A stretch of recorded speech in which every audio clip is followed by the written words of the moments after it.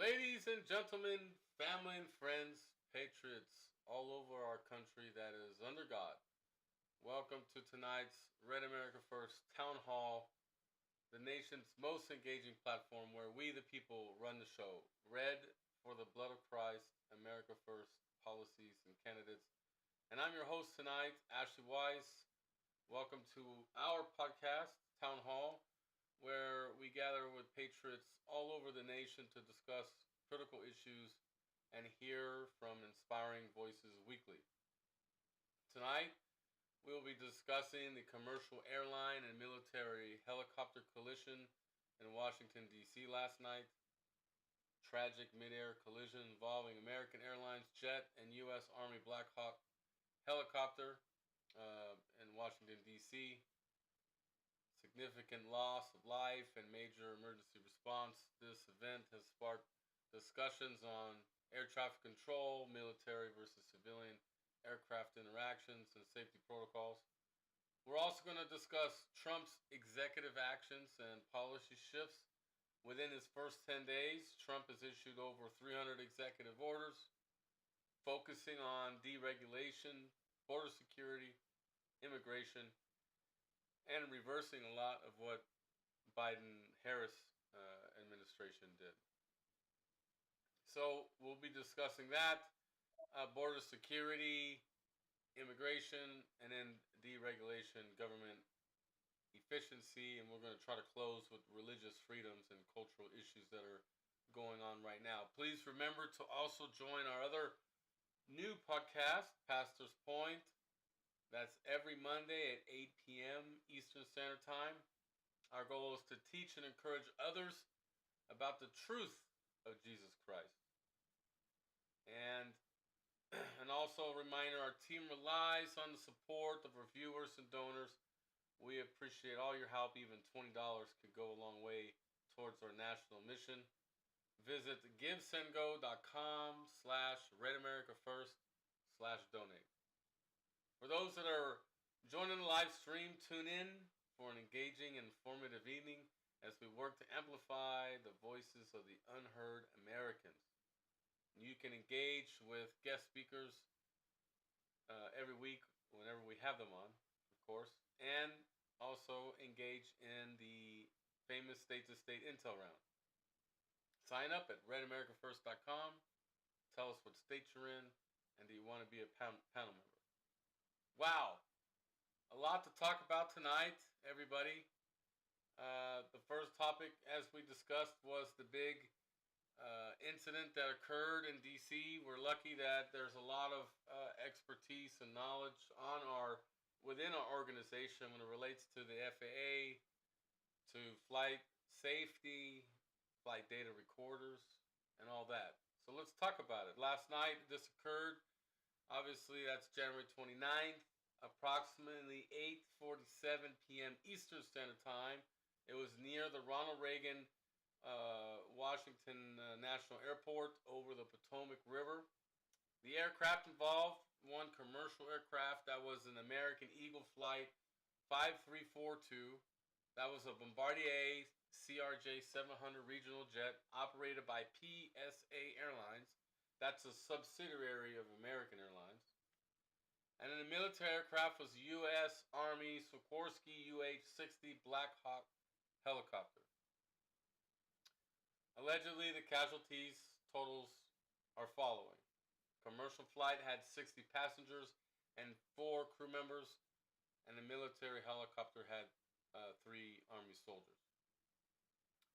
Some key points that we wanted to cover. The crash occurred as the commercial jet was on its final approach to land at runway 33. The Black Hawk was on a training flight, and both collided midair, and leading to both of their descent leading over the Potomac River. I think there was around 300 responders were mounted to in rescue response, emergency response to this.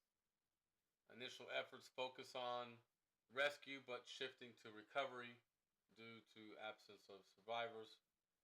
The National Transportation Safety Board, NTSB, is leading the investigation with support from the Federal Aviation Administration. We will have panel members coming up to talk about some of the things that is circulated on social media, but the primary report suggests that air traffic control was managing both the helicopter and plane traffic, which we'll discuss this potential anomaly. There was no apparent breakdowns in the communications before the crash, but the military helicopter was also aware of the commercial jet's presence in the area. The incident happened in the clear weather conditions, so there's no dispute if there was fog or how that kind of went down. So transportation security Sean Duffy stated that everything was standard before the collision, but emphasized that the crash was preventable. Uh, Trump even commented on the tragedy, expressing sympathies to those involved and families, and raised concerns about DEI slash and the possibility of diversity initiatives that occurred during Biden Harris administration that potentially impacted air traffic control, but there currently is no connection to the crash that has been established with DEI. And then Defense Secretary uh, this week confirmed, Defense Secretary Pete Hegseth noted that the helicopter crew was experienced, participating in an annual training evaluation using night vision goggles. Uh oh. So, on social media, there's a lot of stuff being discussed about this, but really, we wanted to discuss a couple of the theories that's hit the wire. Uh, Obviously, miscommunication or misidentification in the air traffic control arena, and I was working really hard to getting an air traffic controller on tonight. Actually worked with this gentleman in the past, and uh, somehow I'm hearing that just in recent time, Frontier Airlines has issued a nationwide ground stop following a major IT failure. So, Frontier Airlines, those that fly Frontier, so sorry that that's happening to you guys right now. But going back to the theory, so the rationales, air traffic control overload, given the complexity of managing both the helicopter and the fixed wing aircraft in a very congested airspace like DC, it could lead to it. There's also the misidentification that occurred with this, and then there's also some other supporting points with the ATC communication that we've heard a lot of the videos. We're gonna play them tonight in the intel round, and even mainstream media. I gotta yell at that one. Mainstream media was even pushing that there was no flight data recorder on the Black Hawk. I mean, come on, flight recorders are a requirement. So make no mistake, we're connected to the flight data recorder market, so we could have those people come on and express how that kind of goes down in relation to an accident like that. So I'm gonna bring up some of my members here tonight to discuss this in detail. Uh, I'm gonna go ahead and bring up someone I like to pick on sometimes. Rob Ohio, I'm gonna unmute you real quick. So Okay. you heard the theory. Now I'm gonna push one last theory that's been put out there. There is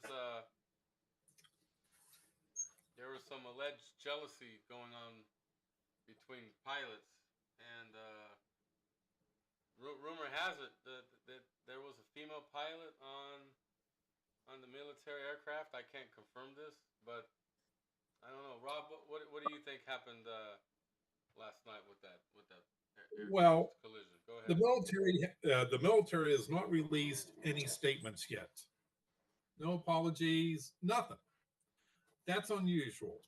So I would guess something's going Wait. Didn't on. Hegseth say something? I thought Hegseth said something. Well, yeah, but they haven't done a written statement. Saying it, yeah.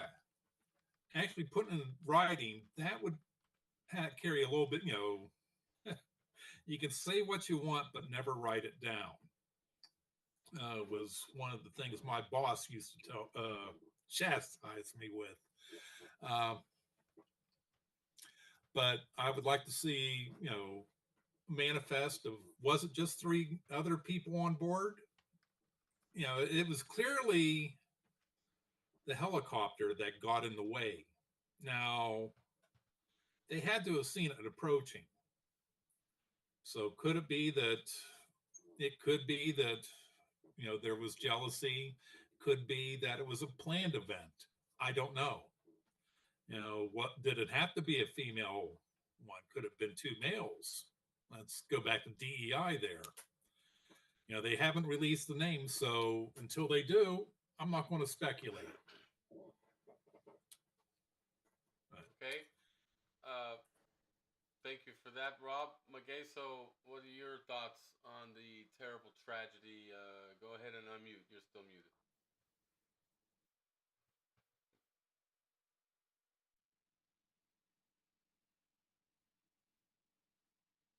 Like Rob said, it's too early to tell. I mean, the evidence obviously hasn't come forward yet. But I did want to make a comment about the possibility of the DEI hires. I'm not saying it is, but was safety compromised over for politics?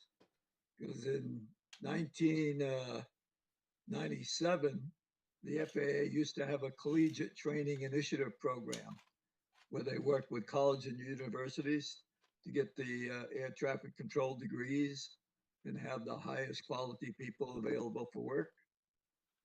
Um, then that shifted in 2005. They added a course to schools to reduce the training time at the academy in the FAA. Then Congress moved it into an agency in 2012, and Obama started the air traffic controller recruitment program, which bypassed graduates. Not a decision made by the FAA and not by the air traffic organization, that both high school graduates and those with air traffic control degrees had to apply to the same program and test. So we know there aren't enough controllers, and that's a high stress job as well. And there are not enough training spots at the FAA organization, according to them. Um, so we don't know for sure what's going on. But if these people aren't qualified, and these people turn over pretty quick, or their life expectancy is pretty short, because it is such a high stress position to be a controller. But again, we got to wait to see what the military is saying. We got to get the FAA reports. I mean, there's still a lot of questions. All right. Well, appreciate your feedback there. As always, Ron Nevada, what are your thoughts on the aircraft collision that occurred yesterday? Go ahead. Well, I'm sad that so many people lost their lives. And other than that, I don't really know enough to talk about this.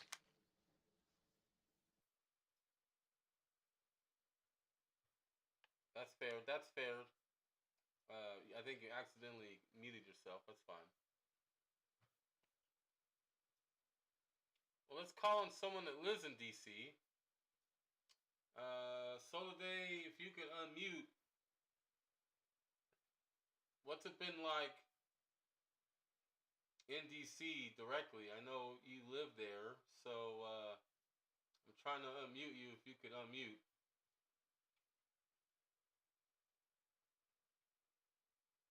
Otherwise, we'll call on Rosemarie. Okay, Rosemarie, go ahead.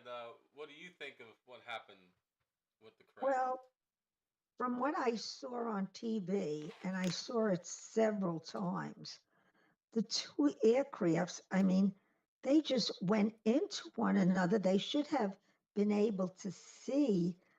I am not fully, I can't fully comprehend how one didn't pull out of the way of the other. And when they did go down into the river, they said it was like a very shallow, the area that they went down in. So, they said the water was very cold. So I don't know if drowning was a factor there with regard to the passengers and all of the people on board. And I don't know, the extent of the damage. They did not really give us that, but I did hear that the air traffic controller was doing two jobs, the job of two people. So that, that in itself is very concerning and questionable. Thank you, Rosemarie. Wendy, South Carolina, you wanted to chime in on this. Go ahead. Am I on? Oh, yeah. So, I don't know. I can't add a whole lot to that, but when I got the notifications, initially it was kind of weird because they indicated that they had 4 survivors, and then that just kind of went away. But it sounded like at first they said the plane collided with the helicopter, but then that changed, and they indicated that the helicopter actually hit the plane as the plane was coming in for landing. I think they were like 400 feet, and they had a minute to touchdown, to landing. And but they did have the recording of when those in the tower in the control, they were telling them, do you see the plane?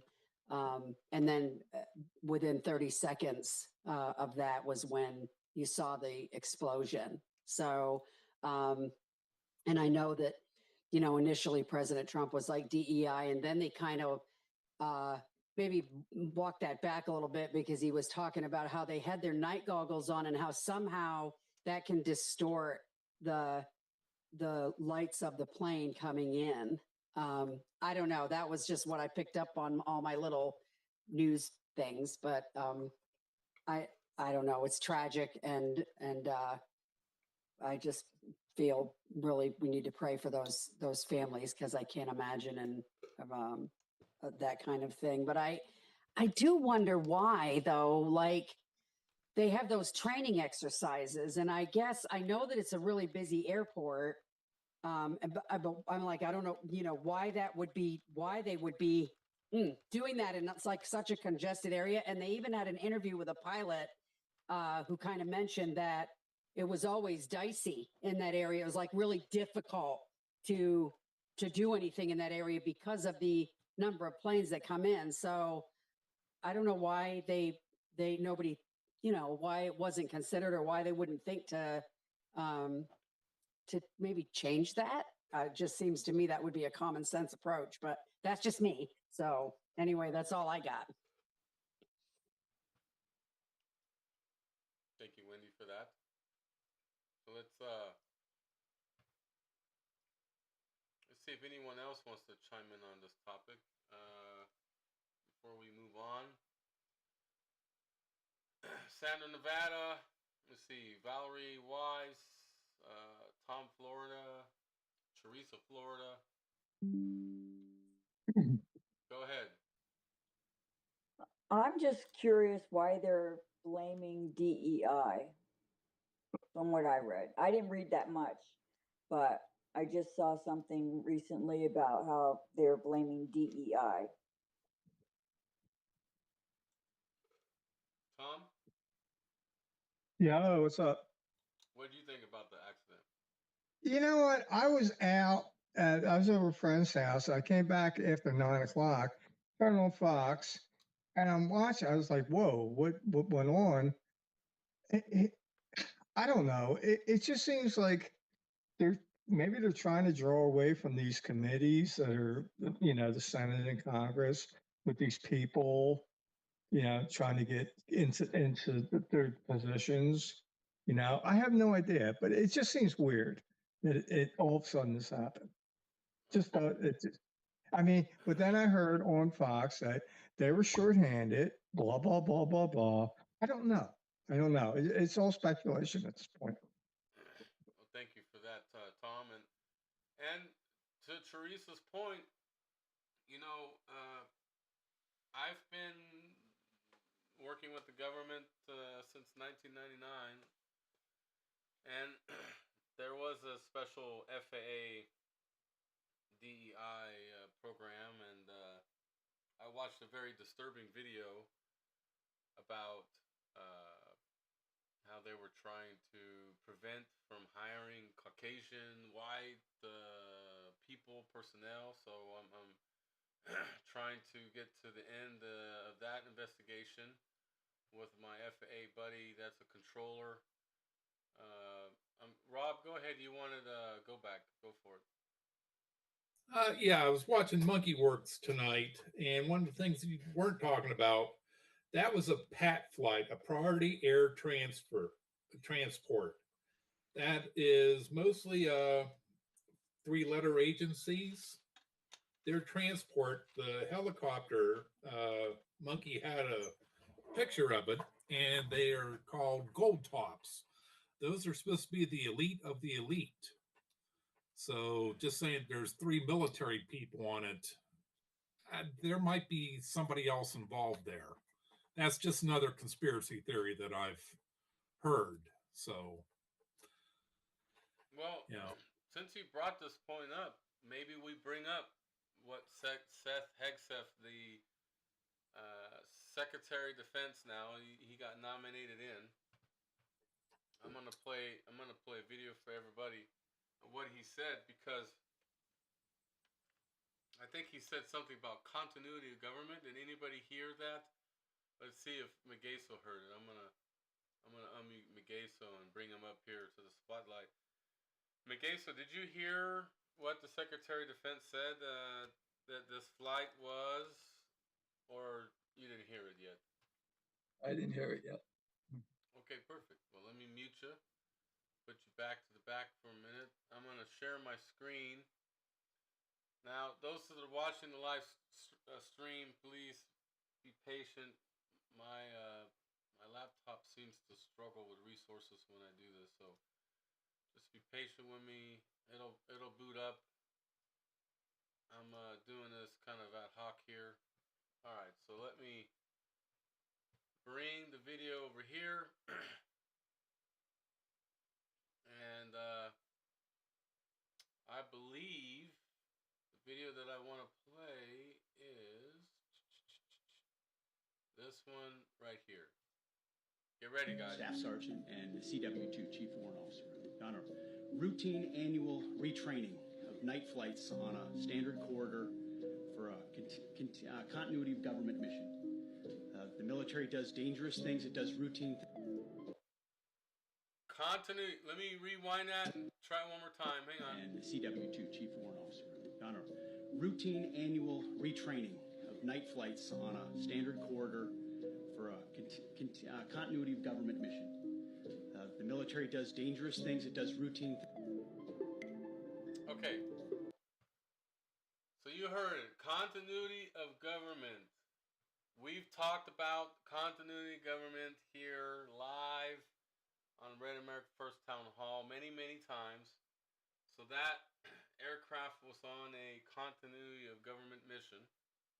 We're hearing some speculation that there was night vision, but from the tapes, from the radar imagery, from the video recordings, the helicopter went straight towards the aircraft. Now, air traffic controllers' missions are to make sure there's deconfliction, make sure that the aircraft are apart. And one of the audio recordings said for the helicopter to maintain its altitude elevation, right? Maintain the level. Don't go up, don't go down. No, we know what happened from that point.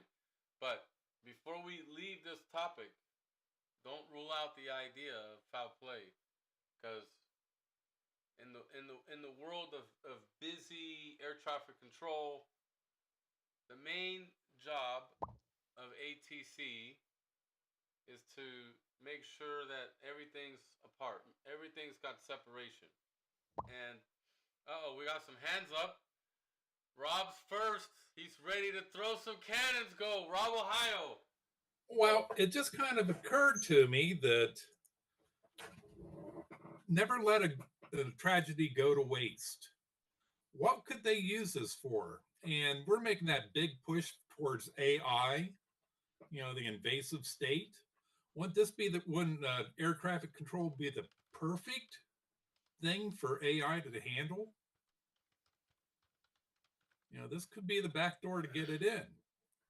And we all know what happens when Skynet takes over and starts wasting us all, takes control of everything. Think about that. I will tell you that I will never feel comfortable with a machine controlling and taking over. Because you got to remember, who developed that machine? We did. People created AI, and we already know on this platform, we the people are not perfect. So if we're not perfect, the AI is definitely going to have flaws in it. So I would not trust it, Rob. And they are going to go in that direction, right? Anything, because it's all about faster, cheaper, smarter, right? So if that's the biggest problem with America is labor cost. Labor cost is what's going to cripple our nation. And anytime you talk about AI, that reduces a lot of cost in a corporation. So let's see what Megeso's got to say from Hawaii. Go ahead, Megeso. What's your thoughts? Go ahead. Well, I'm going to go back to the continuity of government. That statement. If you looked at Trump's speech this morning or today, he had every branch of the military lined up on both sides of the wall.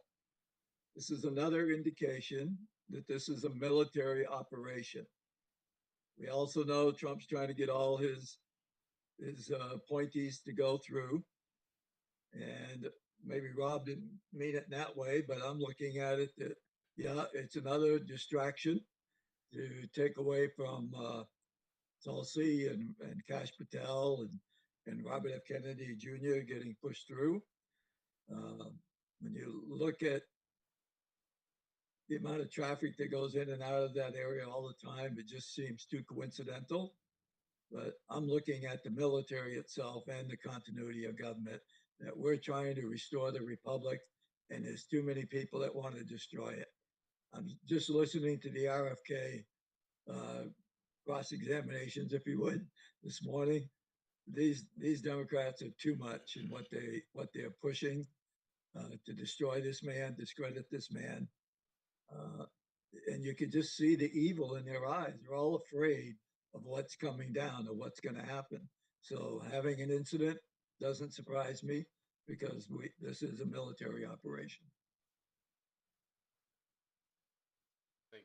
Thank you for that, Megeso. I appreciate your inputs as always. So, a lot of input related to the aircraft incident.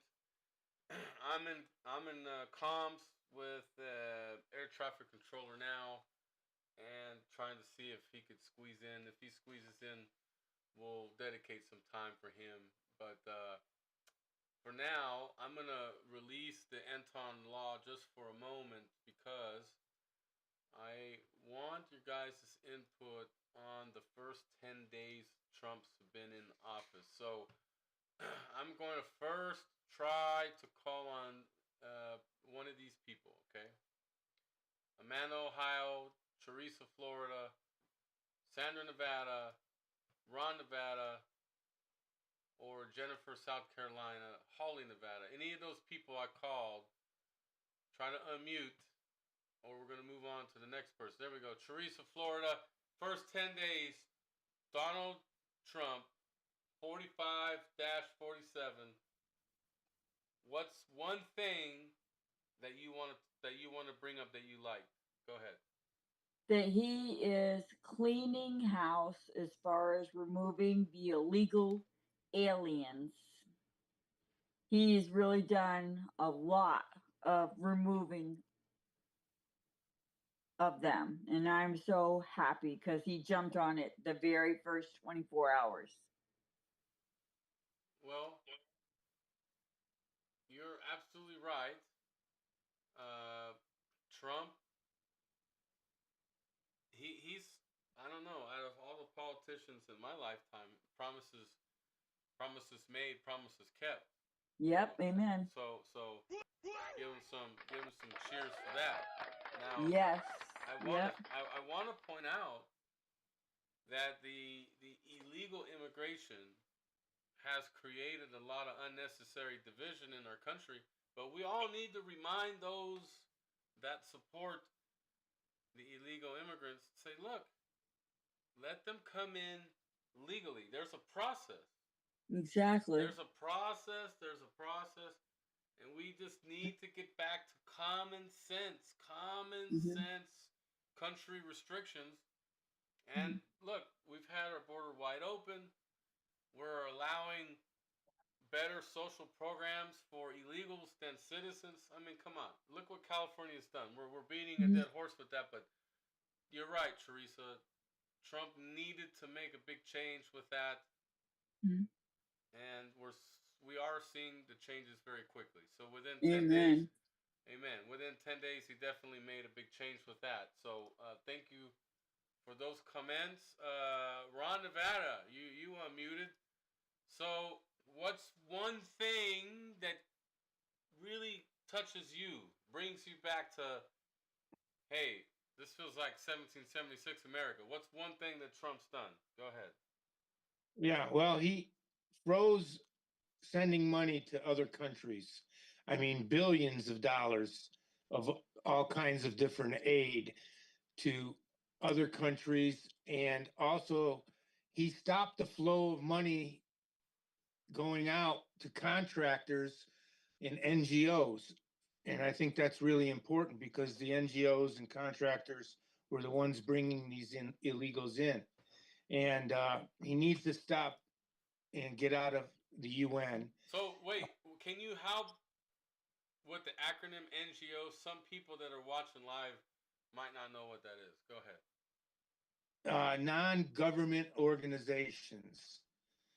Okay. And maybe the nonprofits as well?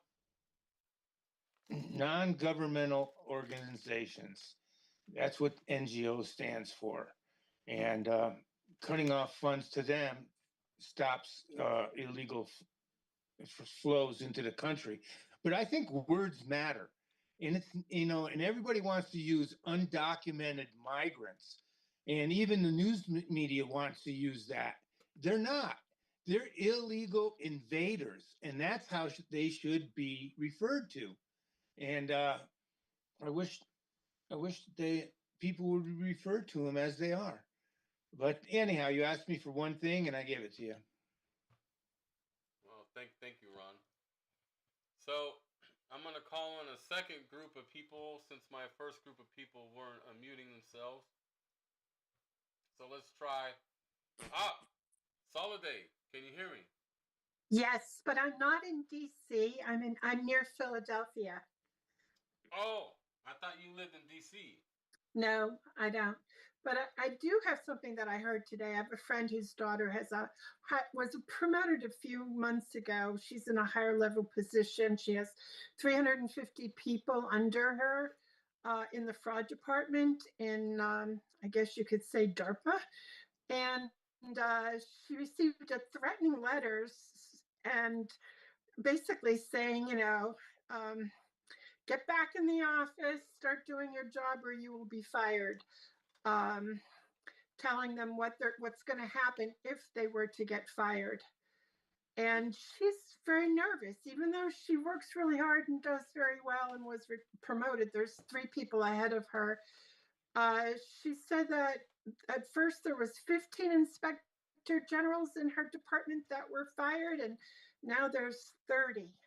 So she said everybody is really fearing for their jobs right now. Okay. Teresa, so let me comment on this. Teresa said something very early on that it could be loosely used across the board. So cleaning house also with the swamp. Okay, so there's been a lot of government people that may not have America's values as a priority, and they got their security clearances revoked.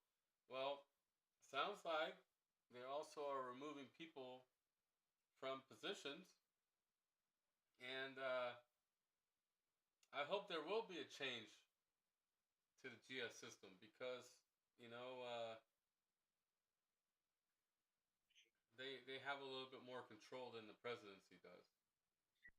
Yeah, it was just, it felt good to know that he's really taking action. I mean, it's, almost, it's not even 2 weeks yet. And, letters have gone out, and it's just, it's invigorating actually when you hear things like this.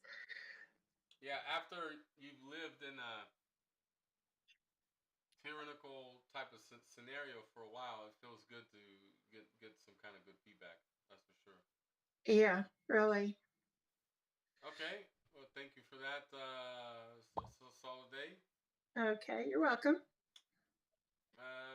Santa Nevada, I saw you unmuted. What did you think of the aircraft incident, and what should be the second topic? Well, actually, well, as far as the aircraft goes, I think there definitely is something. Honestly, I think it's like a warning or something. It was like a hit to of the from the deep state as a warning signal to what's going on in Washington right now. You know how deep state they'll kill your cousin or blow up something or do some kind of weird thing, but this was a military helicopter, so there's no way that they didn't see each other because it was bright and clear, and it doesn't make one bit of sense, not one. Like to know who the hell was driving it too. I mean, he's going to find out. Trump is pissed off. He was on the news and he was saying, he was saying, conspiracy theories. He was just kind of going through his mind, saying things out loud. And so trying to get people to think, this could be some kind of something that went on. Look at this, right? So he's putting that out there, trying to get people to critical think, maybe. And with the firings of the people in the White House, they're all non-elected officials, and what they're doing is they're trying to get rid of all the bureaucratic bullshit that we have to go through, so that you don't have to go through some of those departments. They're literally, I think, eliminating some departments just to get rid of that part of the paperwork. So I think that that's going to be a lot more than it already has been. And whoever was on here, Soliday, that has a friend that, that person might end up losing their job even if they go back to the office. I believe he's offering a lot of those employees a way out for 8 months pay or something like that. But so let's not forget, what is your favorite one thing that Trump has done in his first 10 days? Go ahead. He's done a lot of things. What he's done is what is my favorite thing is that he's firing people, moving people around, putting people into positions that, he wants them in. Good. He's really showing some strength there. He's doing a lot of stuff. He's making moves everywhere, even with the wall, with the border wall in California and all that. I mean, everything. Every time I turn around, he's somewhere else. So he's moving fast. He's dominoing himself. I like the fact that he sent troops to the border. U.S. troops. I like that. That's a good point, Ron. The first time getting some real protection at the border. Becky, Texas, what's your one thing that you like Trump has done? Go ahead. I like the fact that he's been talking to the public. He's been on sometimes a few times a day, every day almost, seems like. So he's keeping us informed. How many times did you see our last president come out and speak to us? So that's a good point that Becky, Texas brings up, is there seems to be a lot more transparency. Yeah. I feel like we heard the answer to the New Jersey drones during Trump's presidency, and it was a mystery during Biden's.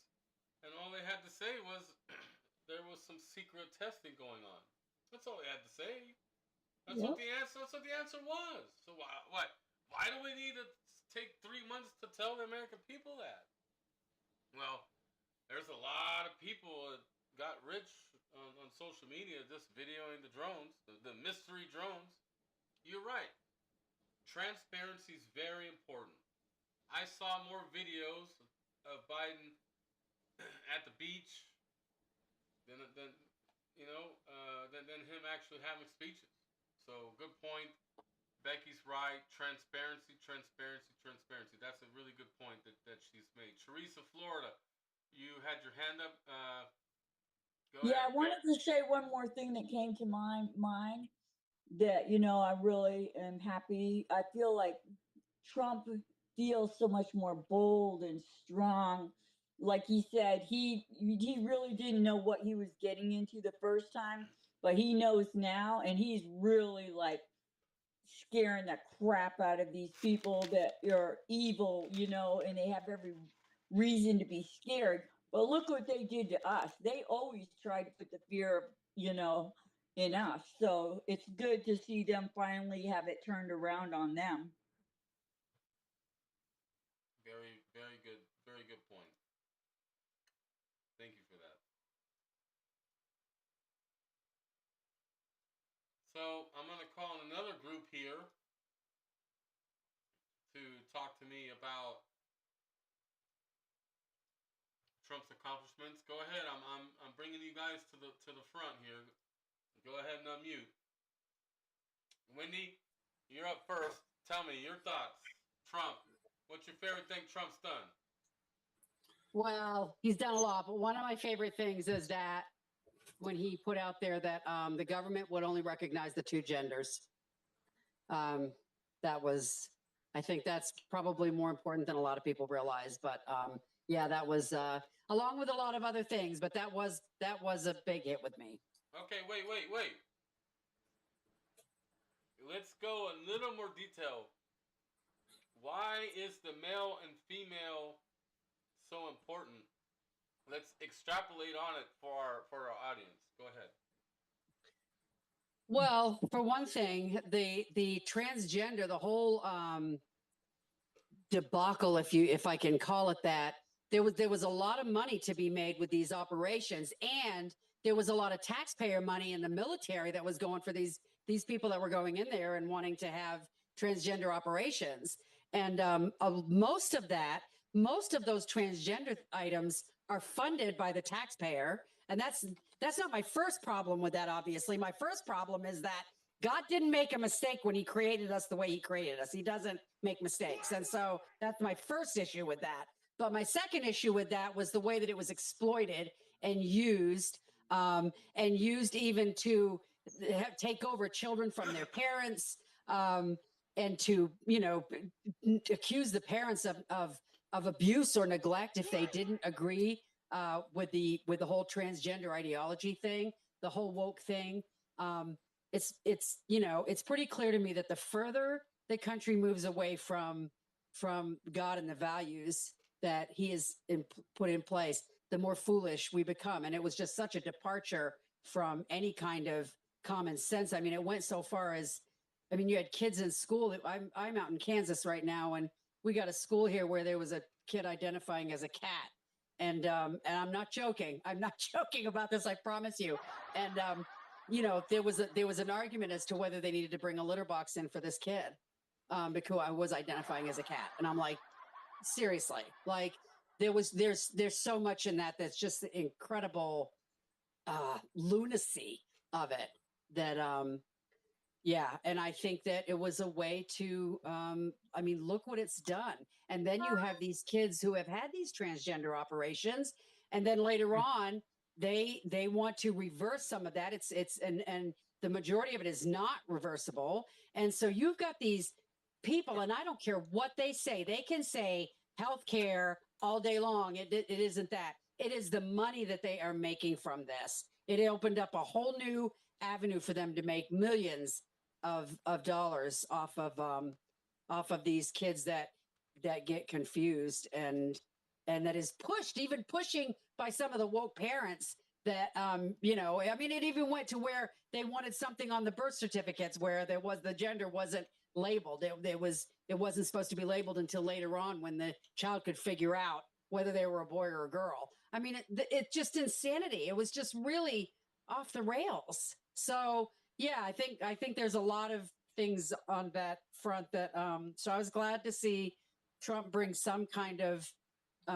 sanity back into the government and into the whole public about that whole situation. Thank you. That's a very good answer, and our viewers need to see that perspective because it's important to know it from a biblical sense.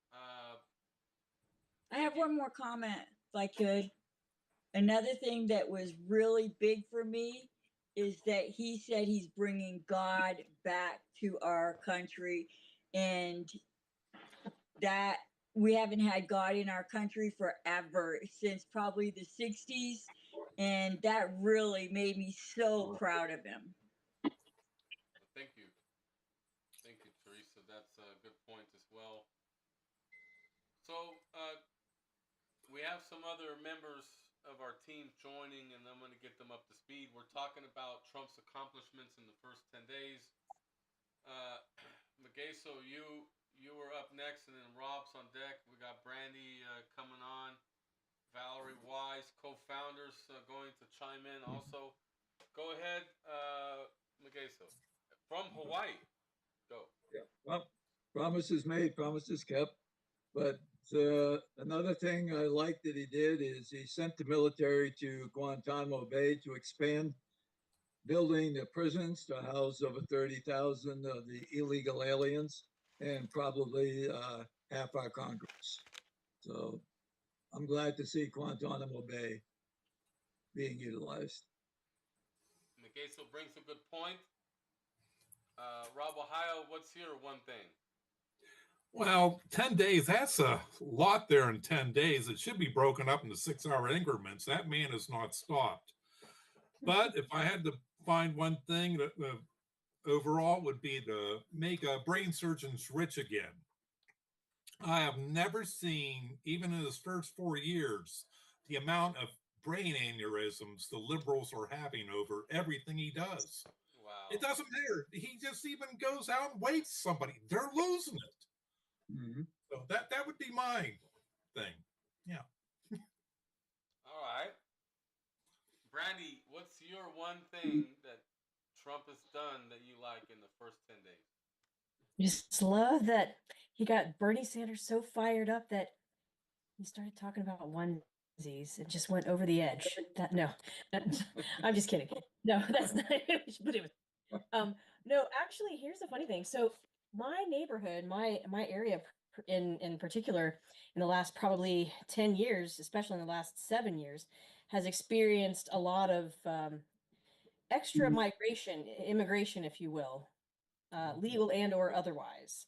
Well, ICE is definitely doing its thing, because I'll tell you what, we have a thing called Nextdoor here in my area, and it might be all other places too, but it's a community board. It's kind of like a community social media. And there are people posting things on there about like videos of ICE in action. And I was driving home from dinner one night, like Sunday or Monday night this week, and I kid you not, there was this helicopter that was, I thought it was going to land right on the road, right in front of me. They were circling, looking for looking for illegals. And last night, Patrick, my partner, he was out at the gas station coming home from work, and two on either side of him, there were two other guys, and they were young men, and they were actually illegal. They were illegals, and he was just kind of chatting it up with them, and he got them to tell him like that they were basically both packed up, like all their cars were packed up, and they were leaving. They were going to go back to Mexico. So, but the interesting thing he found out about that though is ICE is actually only like really rounding up the criminals and forcing them out right away. But what they are doing is going on and knocking on doors that they know are illegals. They may not be criminal, don't have a criminal record, but they're just like, hey, you have a week to get out. If you're still here in a week, then we'll deport you ourselves, but we suggest you leave on your own. So, I mean, at least they're, giving these people who maybe aren't criminals, but just ended up here for whatever reason, at least a chance to sort of like get their affairs in order. But yeah, the ICE thing is, it's great. So I've noticed some of the videos, people are taking advantage of making jokes. So I've seen one, ICE is coming, and there was this Hispanic guy that was being quizzed, hey, how many points is a national football score? And he's thinking, he's like 6, and then he asked him how to say a word, and he had the Spanish accent come out, and they busted his door open, but it was fake, right? But people are trying to make this like a funny scenario, So yeah, they're taking it tongue in cheek. Some people are, but then there are other people who are like flaming liberals in this area that are freaking out about it, and they're not even illegals. They're actual U.S. citizens, but they're just so brainwashed on the liberal end that they're freaking out over it. So, well, thank you guys for your points. I'm sure there's still. I'd like to add something. Go ahead. Okay. I think one of the biggest things that Trump did in his first 10 days was to bring attention back to North Carolina and take care of the people that were through the disaster that they went through, and bringing attention back to North Carolina as well as to California, when he said, we'll send you money when you get voter ID and do the maintenance that you should be doing. These are positive things for the family and for the people. At North Carolina, God bless him for that one. I wish he would come and take care of Lahaina next. Yeah. That's a good point. That's a good point that you made there.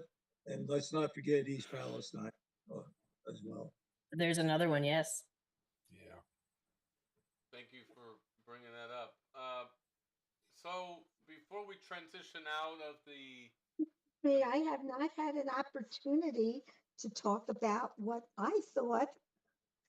How can I forget our executive chief of the newsletter and soon-to-be magazine? Go ahead, Rosemarie. Tell us, what is your favorite thing Trump has done in the first 10 days being president? Go ahead. I like everything he's been doing. And one thing I would like to bring out is that he signed the Laken Riley Act into a law and had the Laken Riley family there. He was very sensitive. He showed his concern over the people that have been killed and molested by these illegals that have been coming in, the Trinidad and so forth. So I think, basically, we see the results of something good that came out of something bad.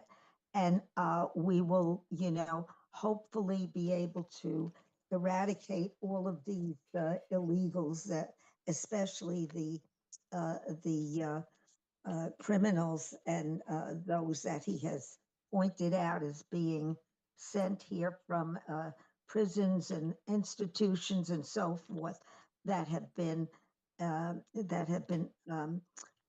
killing and raping and so forth our, citizens. So I think that is a very important aspect of it too, because it certainly brought to the forefront some of the things that he had promised and some of the things that he is doing. Thank you for that, Rosemary. You are right. Promises kept, promises made. Promises made, promises kept. I'm trying to unmute a very important person in my life, co-founder of Red America First. Valerie, if you can unmute and tell us what you like Trump has done. Go ahead. Just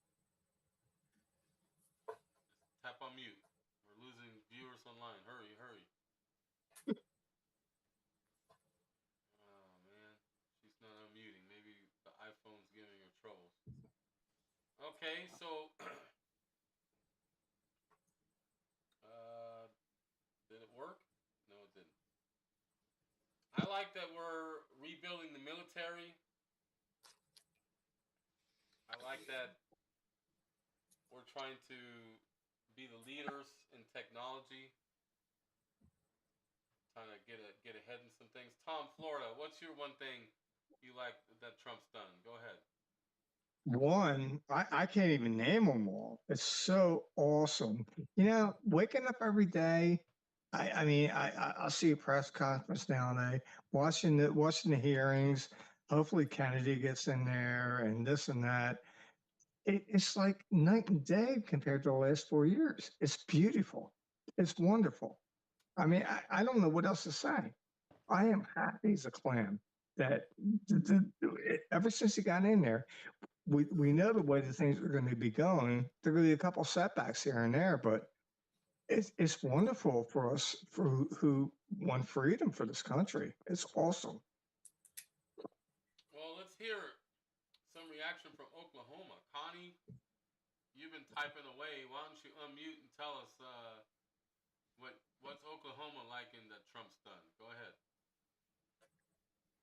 Oh, we're loving Trump big time. All 77 states, again, for the third time, voted Trump. Every county. Did I say every 77 counties voted red for Trump the third time. So, yeah, we're excited. He's doing great. And the Gitmo thing, that's fantastic. What's something that you guys like that he's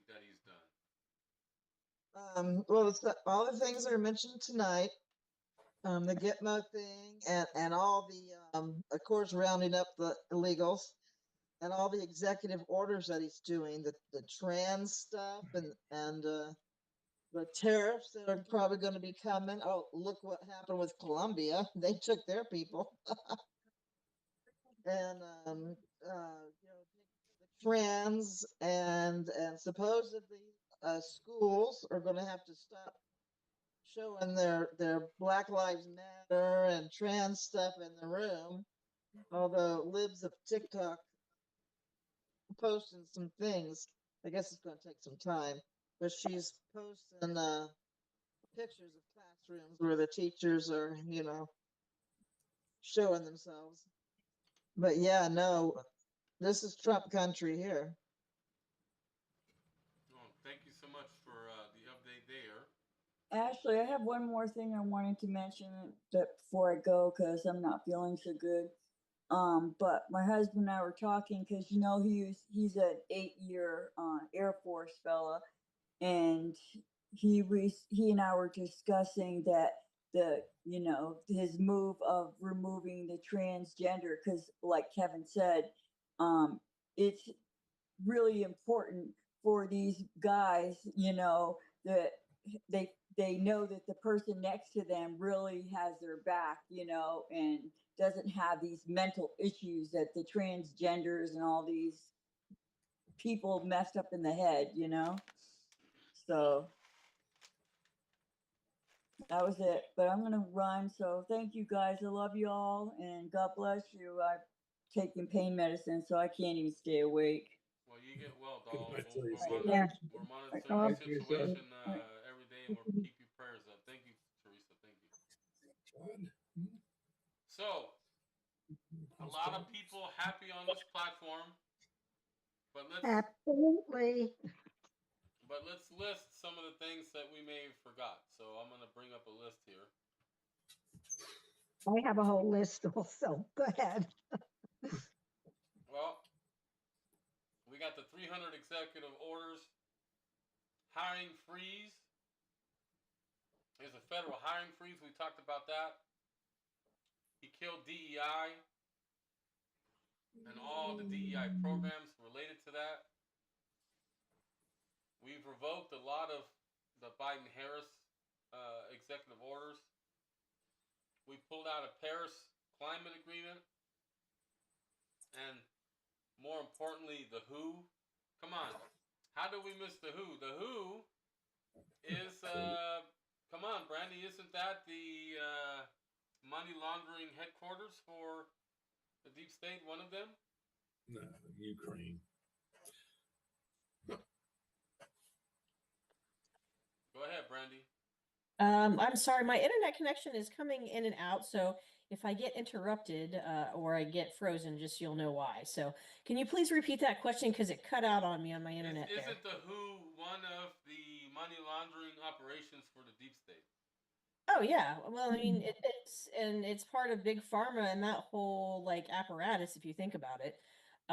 And if you the best part was Robert F. Kennedy just going at Elizabeth Warren and Bernie Sanders letting them know, hey, you guys are just as corrupt as you are pointing at me and telling me I'm corrupt. You're taking all this money from these organizations. And how they were like, oh, Elizabeth Warren's like, well, can you assure me that you're not going to sue big pharma or take big pharma to court? And he's like, I can't commit to that. So I mean, yeah, the WHO, like basically they're just another organization that we didn't vote for, we didn't say we wanted, and they forced it on us, through the Biden administration. And really, I mean, it was forced on us even before that. I mean, because Trump was in office when that all happened, as far as the COVID fake COVID pandemic. I mean, yes, there were people that did get COVID and people got sick from it and all that, but like the whole need to shut everything down and lock everything down, that wasn't necessary. That was totally unnecessary, just the way that whole thing was handled. But yeah, the WHO is basically another extension of the World Economic Forum and all these other organizations over time. So yes, getting us out of that is huge because they're going to try to do it again. They're going to try to do another, scamdemic again. So speaking of, if I could piggyback on that. Yes, you can. But before we piggyback on it, what's Uganda? What's the virus coming out of Uganda? Isn't it some kind of? Well, I keep hearing about bird flu, but is there something else additional to the bird flu that's going on out there that I haven't heard of? Because I just keep hearing about a bird flu that they're trying to come up. Yeah, the Democratic Republic of Congo.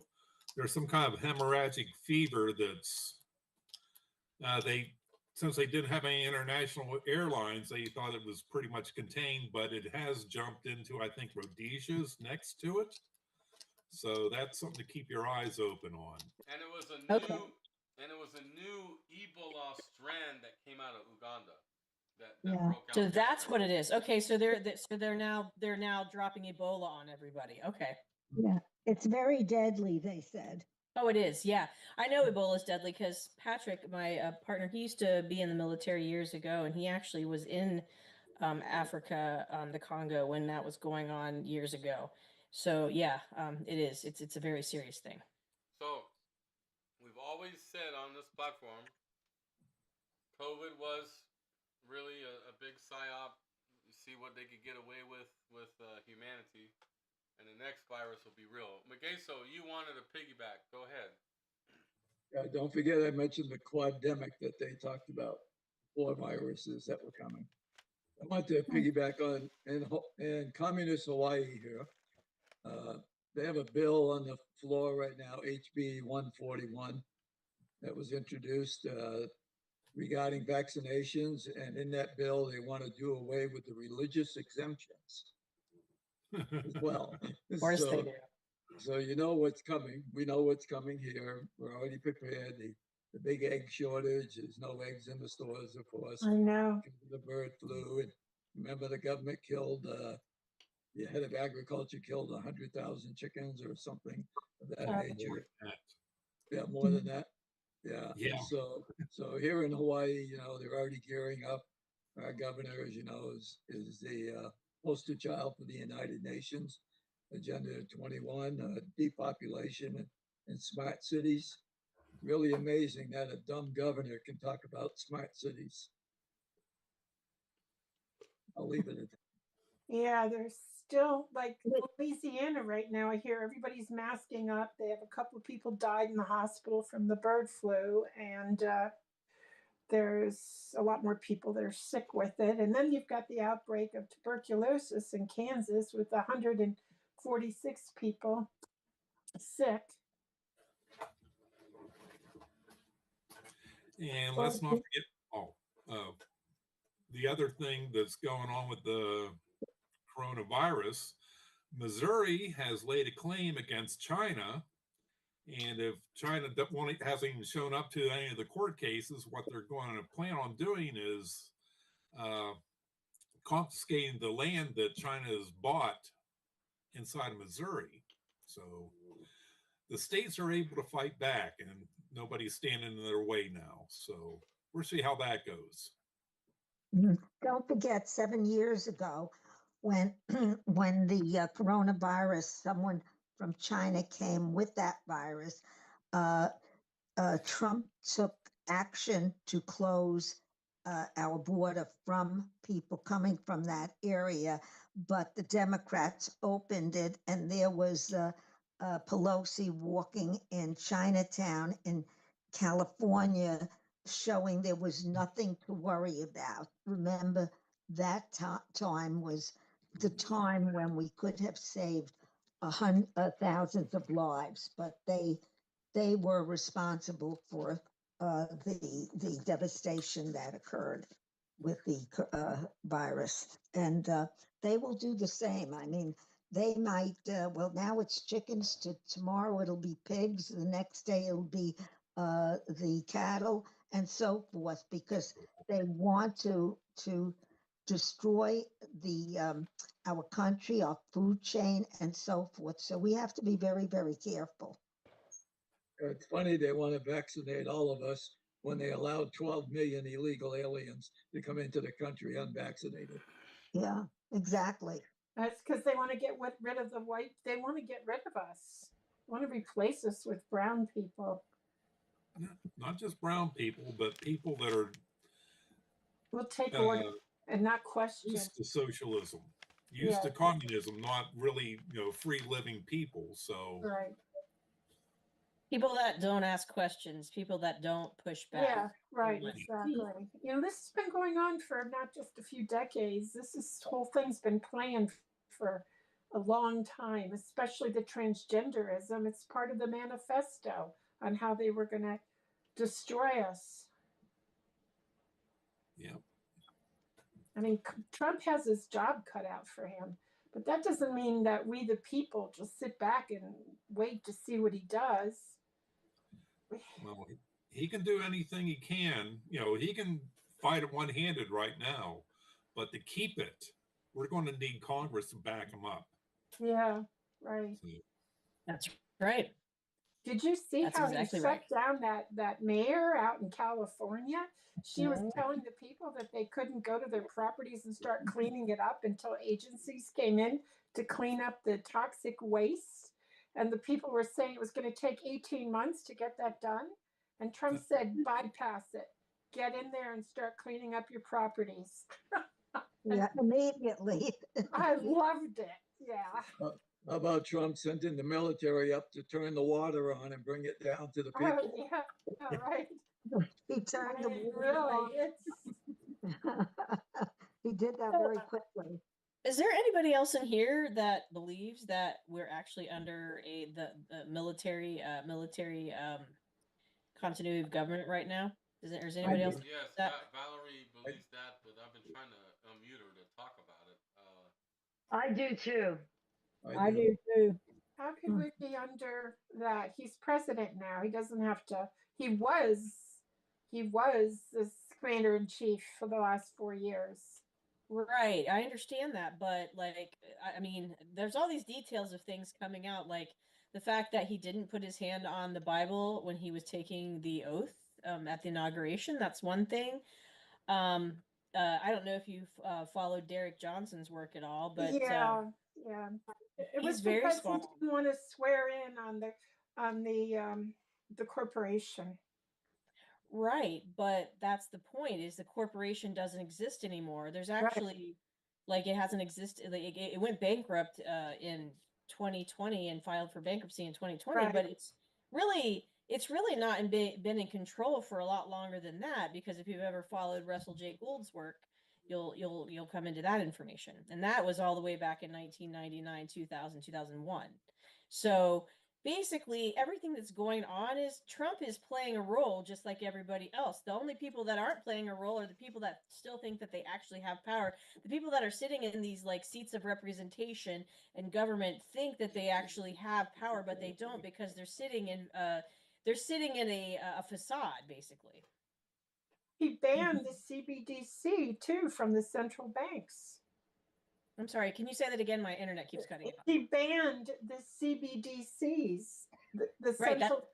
That's right. The central bank, that was going to be what they were going to try to use. Yeah, he did that. But at the same time, everybody's saying, buy XRP because you need to back up into the quantum financial system to keep your money safe. Huh? Yeah, well, we are going to go into that. And I recently ran across some information that actually, I do believe it's going to be XRP. I think Bitcoin is a Trojan horse, and they're trying to. I agree. You know what I'm saying?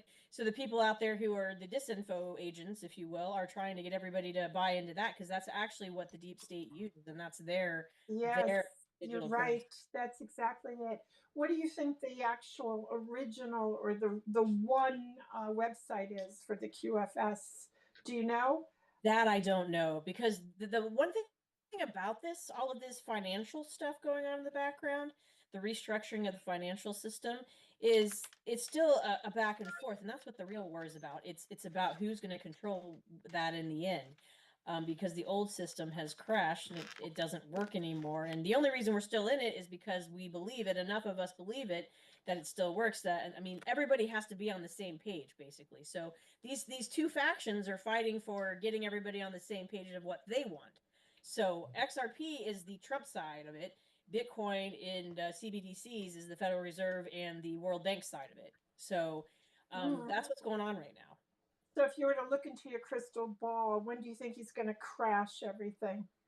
Well, that's a tricky one, because that's what? That's the big question. Yes, there's always these people putting out these timelines. I mean, I can see where it could be possible, because I can tell you this: a couple days ago, because I have a Lobster wallet and I do have some XRP in there and some other like just cryptos and stuff that I just messed around with.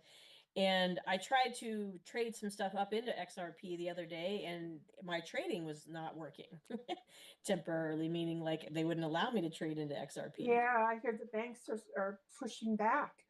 I learned last night, and now I really do believe this was Dr. Judy Mikovits. She said that the website was quantum ledgers with an S.co.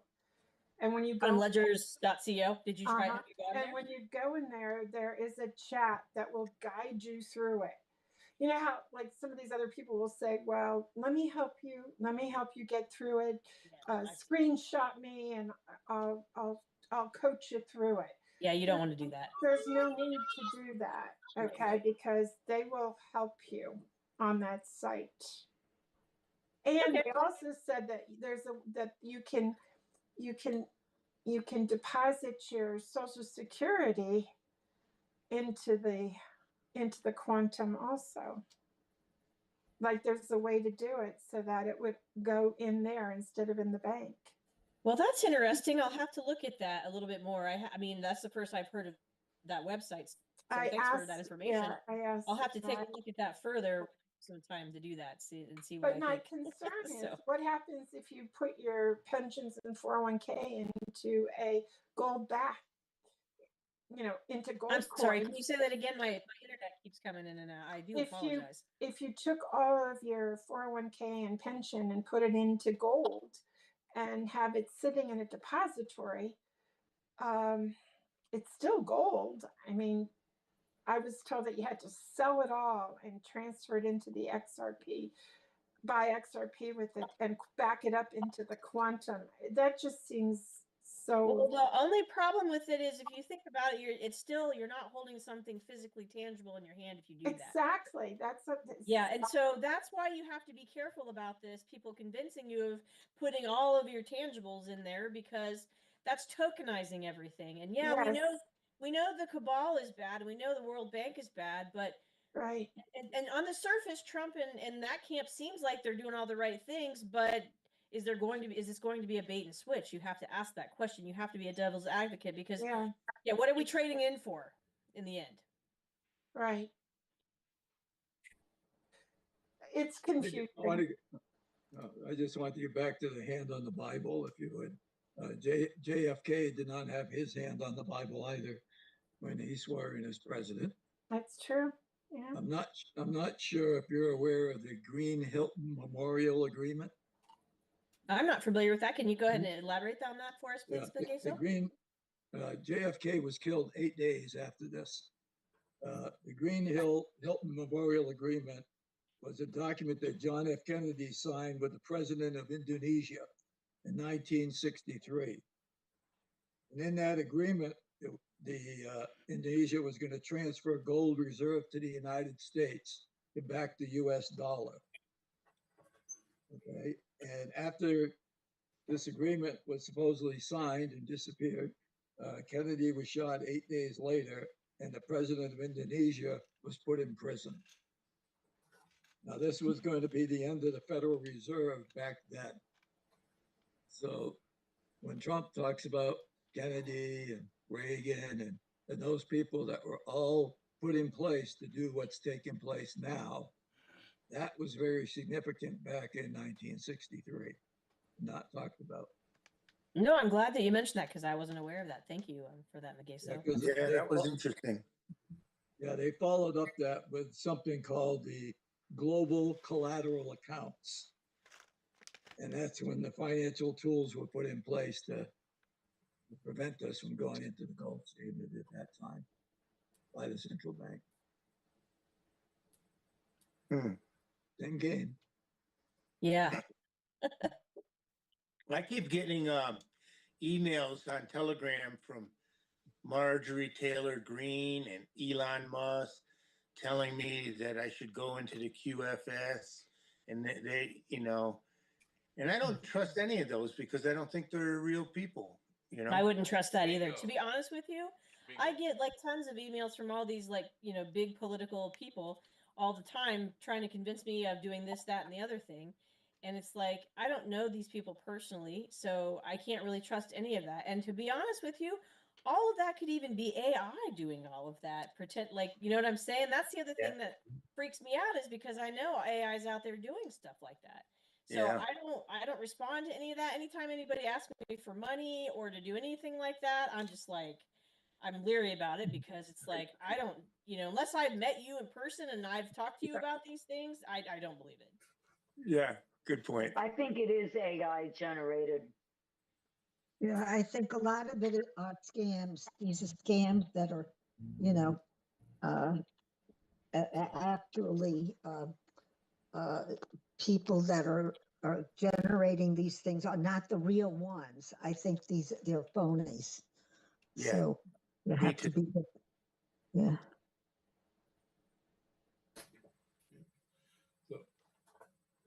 We're gonna show some videos for you guys real quick. So get ready, here it comes.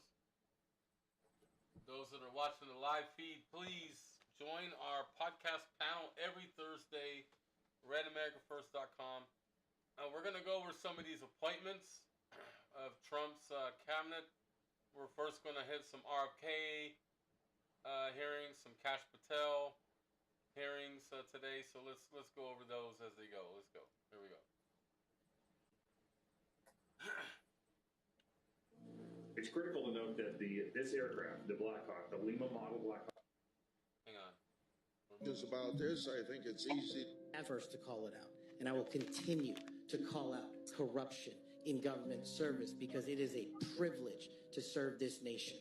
Thank you, Mr. Chairman. Outside of this committee, and some people on this committee have accused you of promoting the QAnon movement. My colleagues have already asked your future boss, Mr. Bondi, many questions about this. I think it's easy to see these. Mr. Bondi, I think that was a mistake. Tags, Yeah. They are guilt by association. Are you a follower or promoter of QAnon? No, Senator. In fact, I have publicly, including in the interviews provided to this committee, rejected outright QAnon baseless conspiracy theories or any other baseless conspiracy theories. They must be addressed head on with the truth, and I will continue to do that, and I will always continue to support Americans who support law enforcement. All right. So, he rejects QAnon. Anyone want to comment on that before I go to the next video? Brandy, Magaso, anybody? I'll comment on it. There's no such thing as QAnon, first of all, because that's what the media keeps pushing. So technically he's right that he doesn't support QAnon because the group is actually Q and Anons. Anons are people that do research like us that give input back to the government. And Q is just the 17th letter of the alphabet, if you would. And it's a separate group. So Q is separate, Anon is separate. So QAnon does not exist. Okay. Very good reaction there. Okay, so anyone else want to chime in before we go to the next video? I agree that Magaso is right about that. The media is just trying to lump the two things together and create one thing, just to marginalize it, because marginalize people who are researchers and conspiracy theorists, if you will, and the Q operation itself. So, very good points. I believe Valerie's in alignment with those. Becky, Texas, did you have any response before I move to the next video? Holly, No, I basically agree with that too. Okay. Well, here we go. Next one. Here we go. Our military and want to. We do not know what. What is the problem? We have some very strong opinions. Do you have a tummy ache? Ideas, and I think we'll probably state those Get opinions. it. So we're going to the next video now. You also said you would put the entire fake news mafia press corps on your list. Is that correct? Is that what you said? I don't have that in front of me. Benny Johnson's podcast 82123. You have said that the FBI, including today, you said that they remain utterly corrupt. This is an agency with agents who have taken down terrorists, taken down bank robbers, taken down crime. And you wrote that the FBI has become so thoroughly compromised that it will remain a threat to the people unless drastic measures are taken. Do you know that under Chris Wray's leadership, he took over at a very difficult time, we all know that, appointed by President Trump, that during his tenure, the applications to the FBI has in fact tripled. Do you think people would be applying to that agency like in those numbers if they thought it was so corrupt? American. So, Cash Patel. Mr. President, really this morning, our hearts watching. go out to everyone Please impacted by the horrible, heartbreaking incident at Reagan Washington National Airport last night. I've been briefed on the horrific incident at DCA and have continued to monitor the situation. My heart goes out to everyone who was impacted by this incident. I'm praying for the victims, their families, and our brave first responders But we're gonna as we make this monitor the political. situation. But I have to tell you, I just watched President Trump's news conference. Listen, it's one thing for internet pundits to spew off conspiracies. It's another for the President of the United States to throw out idle speculation as bodies are still being recovered and families are still notified. Another political statement. Let's ignore it. Let's move on. Staff Sergeant and CW2 Chief Warrant Officer. Your Honor, routine annual retraining of night flights on a standard corridor for a continuity of government mission. The military does. We talked about that already. Let's go to the next one. Blacks have a much stronger reaction. There's differences in reaction to different products by different races. So I have 17 seconds left. Let me just ask you then. So what different vaccine schedule would you say I should have received? What different vaccine schedule should I have received? I mean, the pollen article suggests that blacks need fewer antigens. This is so dangerous. You get the same measles vaccine. Mr. Kennedy, with all due respect, that is so dangerous. Your voice would be a voice that parents would listen to. That is so dangerous. I will be voting against your nomination because your views are dangerous to our state and to our country. I mean, do you think science is dangerous, Senator? This is published peer-reviewed studies. I yield. Blacks have a much... Published peer-reviewed studies.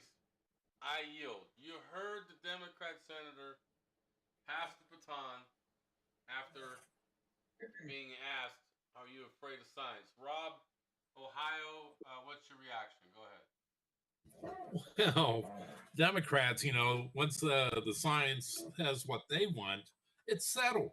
It can't change. Well, science will constantly change. What he's referring to as peer-reviewed, that doesn't hold as much water after the COVID episode. Peer-reviewed, I would like to see repeated. I want to see the studies and let the voices that doubt it sing out, because maybe they're not right. The science is never settled. There's always something better to look at. And just the Democrats, they hate him because he was a Democrat. Having a Democrat talk about science is ridiculous. Or any politician talk about science unless they're a scientist. So they want to put him out. But I think the real one that's going to be the toughest is going to be Tulsi Gabbard. So we'll see what they do with Robert here and Kash Patel, but Tulsi is going to be the real catch point, I would say. Well, I thought it was really telling to have these Democratic senators all upset with RFK, and then you find out that they received millions of dollars from Big Pharma. Whoa, I'm going to play a video of that coming up shortly. Let's see if it might be the one. Let me see if this is it. You're being considered for director of the FBI. I'll come back to this one. Hang on.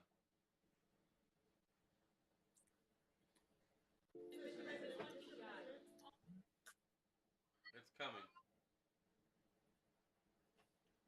And by the way, Bernie, the problem of corruption is not just in the federal agencies, it's in Congress too.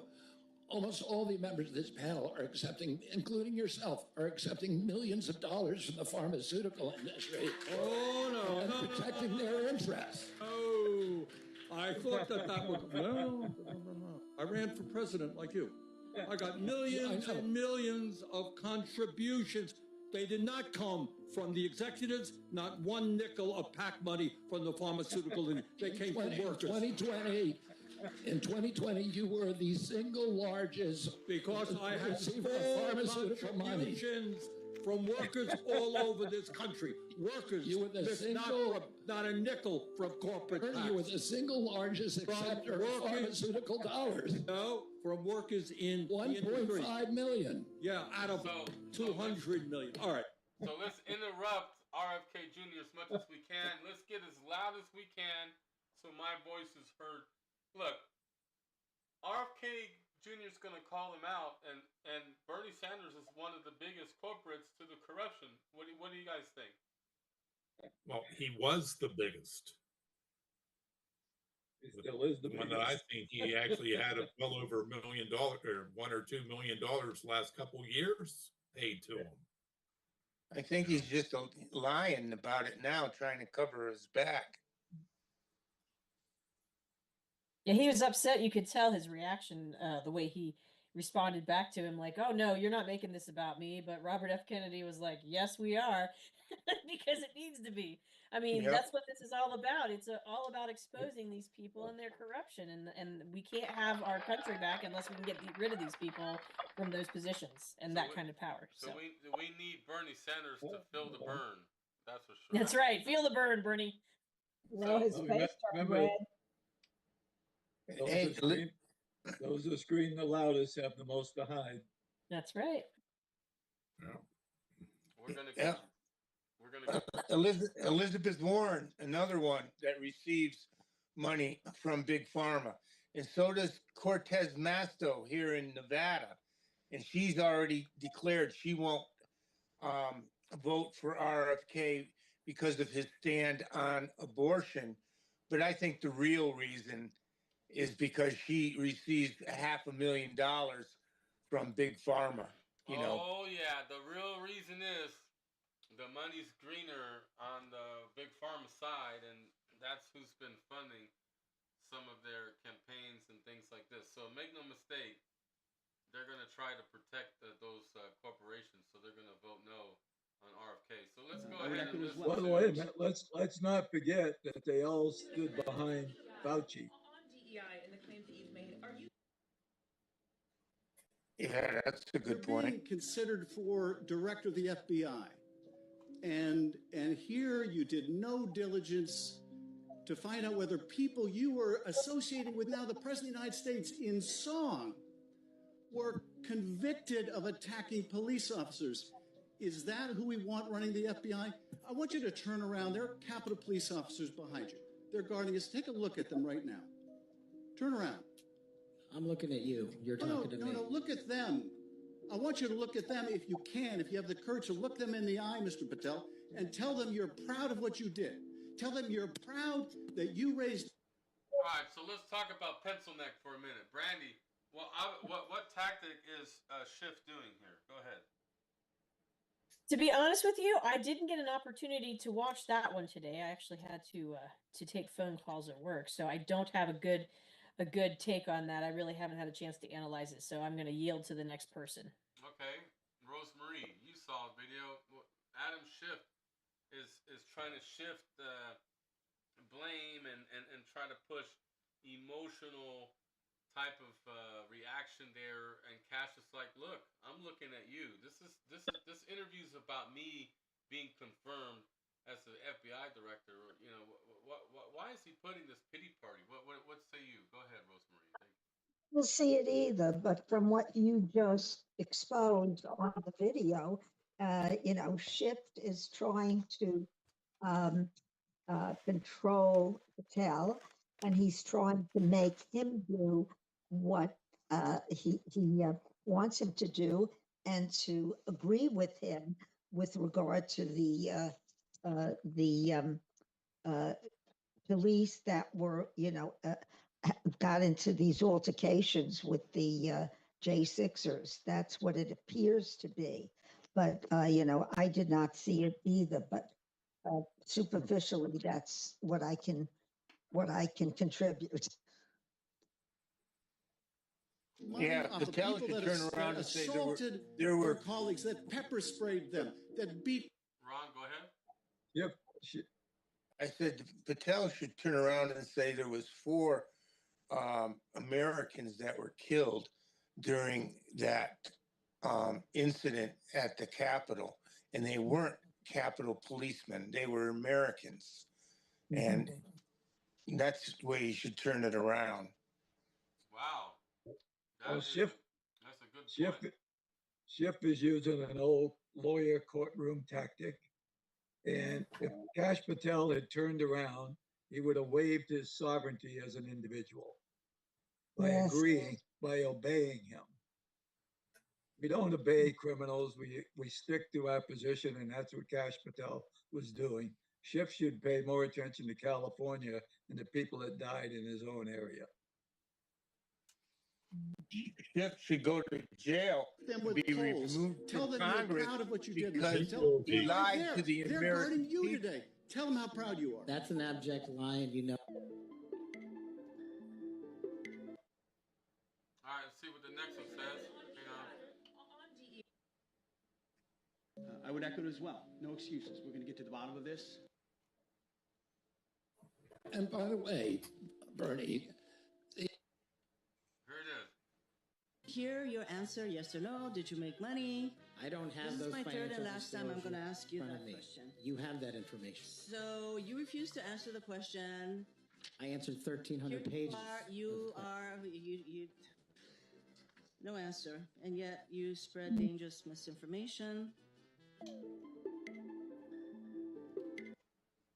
Did you guys see that? Like, this is a Democrat senator. Hear your answer, yes or no. Did you make?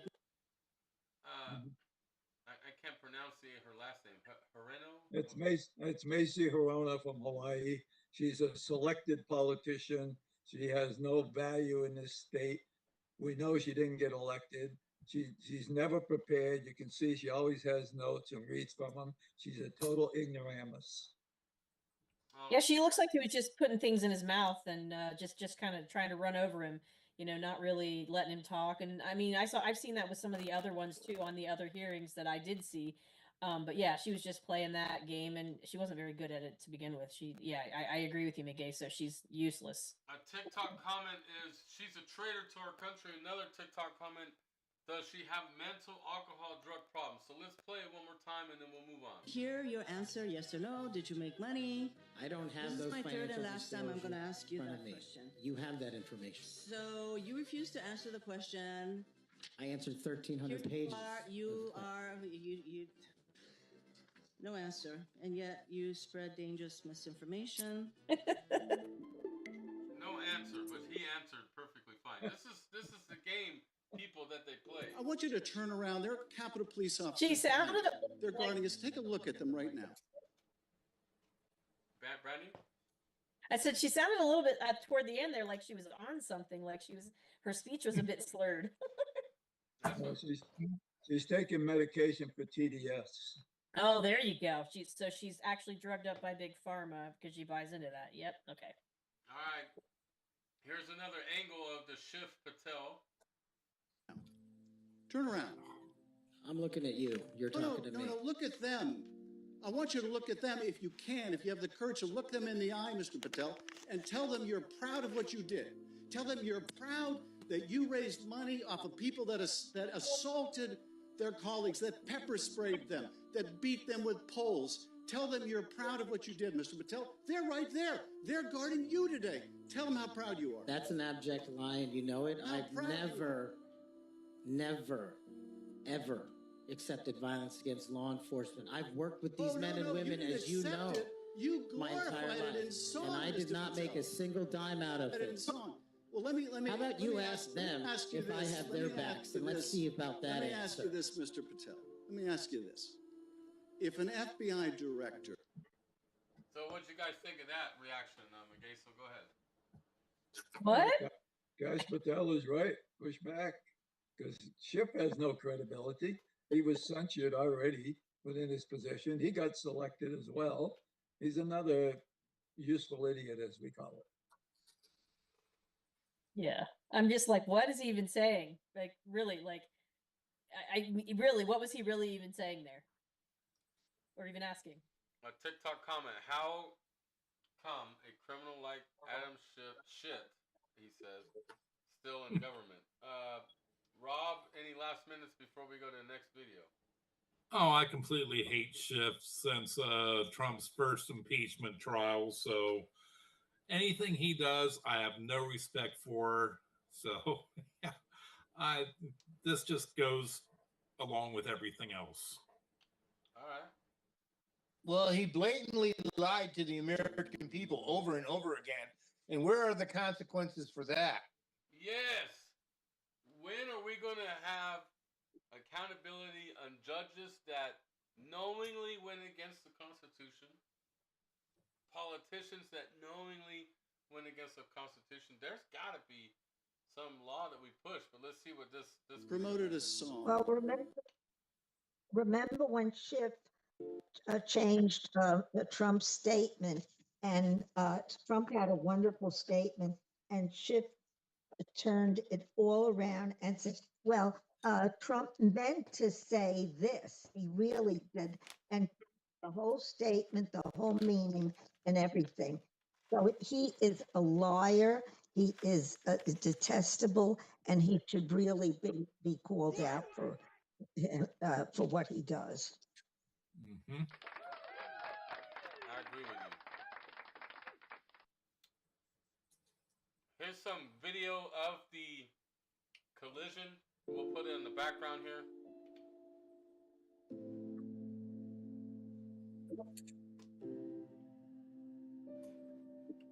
You see it right there? So, right here with my mouse.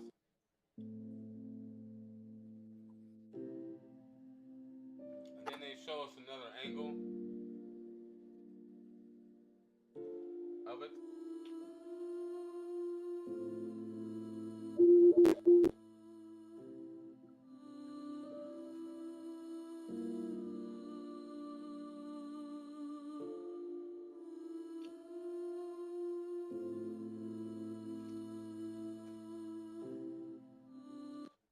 Pretty sad. Let's see what the next video is. Yeah, I wanted to move on to just clarify some statements you made in the past. In the past, you said, quote, Wi-Fi radiation does all kinds of bad things, including causing cancer. Do you still stand by that statement? Yes, sir. I won a case in front of the Court of Appeals against the FCC on that very issue. And 5G, do you feel the same way about 5G? Well, I'm just saying electromagnetic radiation does. And RF, you think, causes. Another issue that comes before your work, if you were to be confirmed. And let me just clarify that. It changes DNA, and there are scientific studies that have linked it to cancer, many of them. But it does other things that are, including neurological injury, that are kind of the other frontline injuries that we're most concerned about, and that are best up. All right, so let's talk about RFK for a minute. Those that are up here unmuted and those that I'm calling to be unmuted, do you believe RFK will have a big change in the medical industry? Because there are some unhealthy things that's been going on, and he believes under his watch that he'll slow those down. Go ahead. Well, I think he will. He's on to all the vaccine crap, and he's on to all the artificial ingredients that are being put in our food. Definitely. He has done some research and comparisons with regard to our foods and the foods in other countries. And the foods in other countries do not permit some of the things that are actually the bad things that are being put in our foods. And that's why our American population is sicker than these other populations. Yep. And because the big pharma industry wants you to be sick. Exactly. Yeah. They want you to go to the doctor because those doctors are being paid under the table to prescribe you to something that will also make you even more sick. So, I think RFK Jr. will bring some good things to the medical industry. Good point bringing that out, Becky. Thank you. Miguel, go ahead, and then Rob with reaction. I think RFK Jr. is going to bring some good things to the department. The question is, he's got to get rid of the people that might undermine what he's trying to put into place. So he has that ability and power to put the right people to work with him, because he can't do it by himself. But his position, his policies are great. Mm-hmm. Yeah, I think he's going to do a lot more than what he says he's going to do, because he can only say so much because he has to get certified. Mm-hmm. You know, they mentioned that they were going to take chloride out of some of the America, this is kind of some of the rhetoric that RFK Jr. has pushed, and I think Florida took the lead, and I think Ron DeSantis is already taking it out of Florida's water, fluoride. That's nice. Yeah, let's see what other videos we missed today. Let's see what happens. Documented. I know the chairman knows, some of you may know, for the last several weeks, I've been trying to figure out and to subpoena the records for Jeffrey Epstein's plane to find out who was on that plane. I've been so disappointed that Chairman Durbin has continued to block. So Senator Durbin is blocking the Epstein list, but sounds like he doesn't want Kash Patel to be nominated either. Look. This because I think it's related. Jeffrey Epstein had probably what is the most high-profile sex trafficking ring we've ever seen, ever heard about. It was high-profile, high-dollar people that were predators on these young girls. I know the chairman knows. So, I heard a lot of senators are really worried about Kash Patel being in there because they're worried about this, they're worried about that. But Durbin pushed back and wasn't allowing the Epstein stuff to be released. So, Nagaso, do you think they're trying to hide something? Well, they're definitely hiding something. I mean, you've only had Ghislaine Maxwell being arrested for what? Where's her clients? Where's the people that actually committed the crime beyond her? And it's the biggest cover-up in government. To me, this is actually bigger than Watergate. It was a CIA job anyways.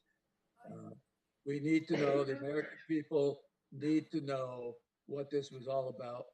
Because remember, we got 325,000, well, they found 80,000 children that are still missing. So how do we know that some of those did go to Epstein Island? And it's not only the girls, they had young boys and things as well. Yeah. We need to know the answers.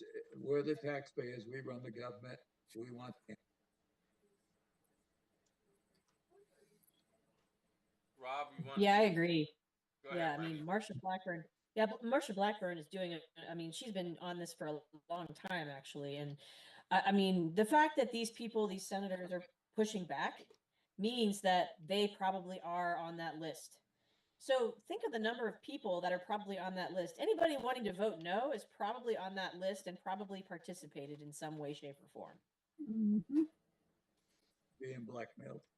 Yep. Or is defending somebody that pays their campaign, right? Yep. Right. Well, yes, they could be defending their benefactors. Yeah. All right. So next video, here we go.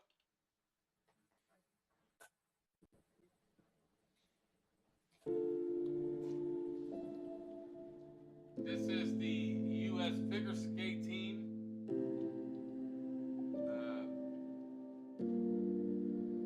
So this video, this is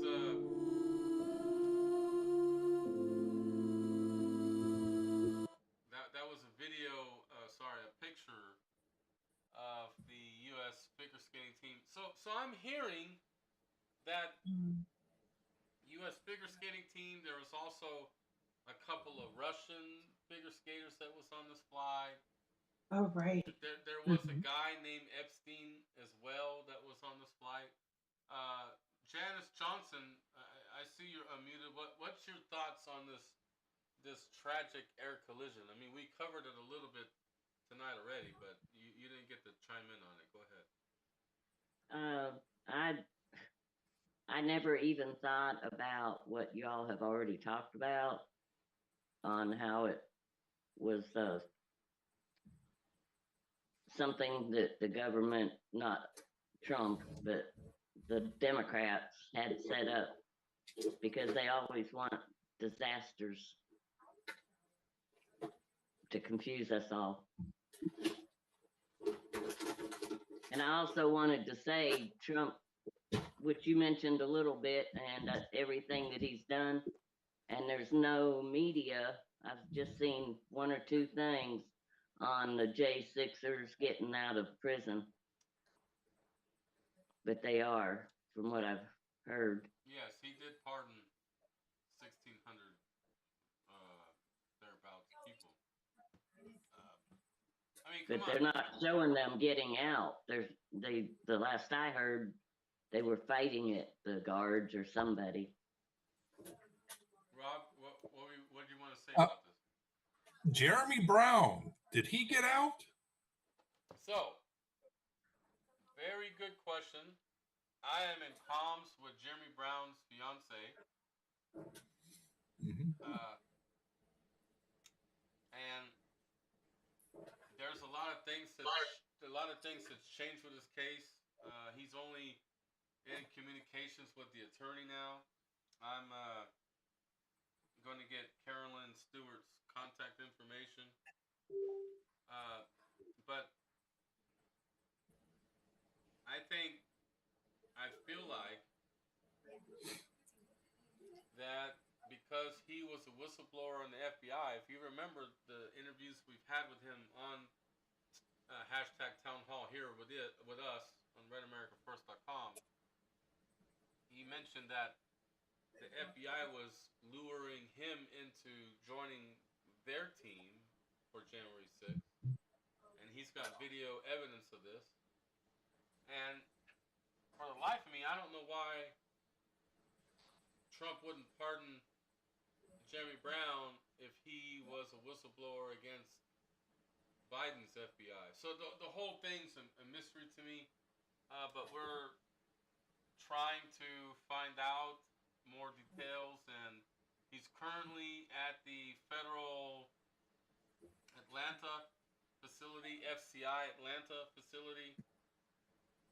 He's there still, and I'll be talking with someone very close to him tomorrow, but he's still locked up is the answer. Okay, could it be that they want to keep him in a place that's relatively secure? If he was out, he would have no protection.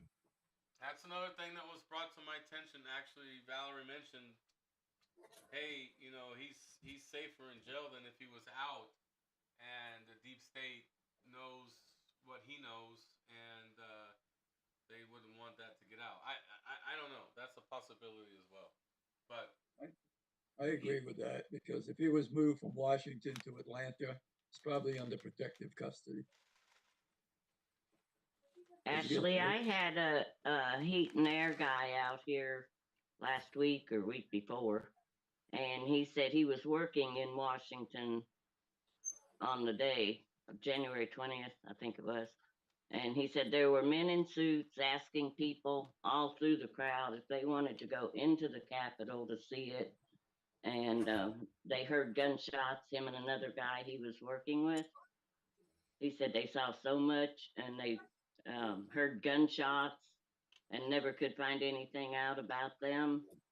And they got back to the truck, and their head guy was missing, and neighbors told them that some men came and picked him up, and they still haven't heard from this guy. He said it's the first year ever he's voted Republican. Well, we're going to learn, I hope, during Trump's presidency that January 6th was a setup. And I hope, I hope to a T that they show us how it was done, how many people were involved, and how many years the media lied to the American people, how many months the investment panel with Congress lied to the American people. And all those people should be removed from office. When you try to overthrow a government, which, by the way, in the intel round, we're going to briefly touch. China tried to overthrow Spain. We're going to cover that before the night ends. Ron Nevada, go ahead. You wanted to chime in. Go ahead.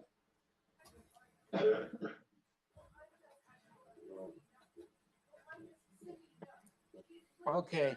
Hey, nobody's talking about the fact that flashbangs were sent into the crowd. There were rubber bullets that were shot at the crowd. You know, nobody's talking about all that during that time frame.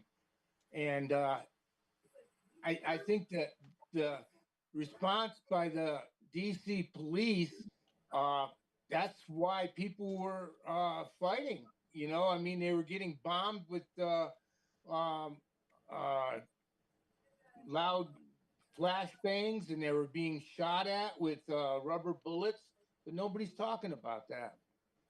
Well, also Steve Baker has discovered that there was new weapons, directed energy weapons, also aimed at the crowd. Wow. Not only they call it the voice of God, where they can put voices into your head, but different frequencies where it will make you agitated. I mean, you get people agitated in a large group, and then you only need a few to get the riot to go. So, yeah, well, that just goes to show you that the DC cops and those with the do, they contributed to the aggravation that was happening there. You know, they definitely did. Yep. Well, we're going to show a couple more videos, and then we'll go to Intel state-to-state open mic. So here we go. Next one's coming. The gold standard means real scientific research with replication of studies, which very rarely happens now at NIH. We should be giving at least 20% of the NIH budgets to replication. We should make sure that all the science is published with the raw data. We should make sure that the peer reviews are also published. And I'll give you a quick example. 20 years ago, NIH scientists did a study on on Alzheimer's, which they said it was caused by amyloid plaque. After that, NIH shut down studies of any other hypothesis. 20 years later, we now know that those studies were fraudulent. NIH has funded 800 studies on a fraudulent hypothesis. Fraudulent studies. Wow. Who would think that the government was going to fund fraudulent studies? Brandy, tell me. Well, I mean, the government does that for money laundering purposes and also to promote the agendas. And obviously, we know the big one is the depopulation agenda. And they're doing that through the big pharma. They're doing that through the big agra and a multitude of other things. So that was amazing that he put that out there. Yes. Yeah. NIH is fraudulent. Go ahead, Ron. Yeah, we need to be out of the NIH, totally out of it, and also out of the UN because the UN is facilitating the invasion of America with these illegals, invaders. Yeah. And Trump needs to get us out of the UN. That's what really needs to happen too.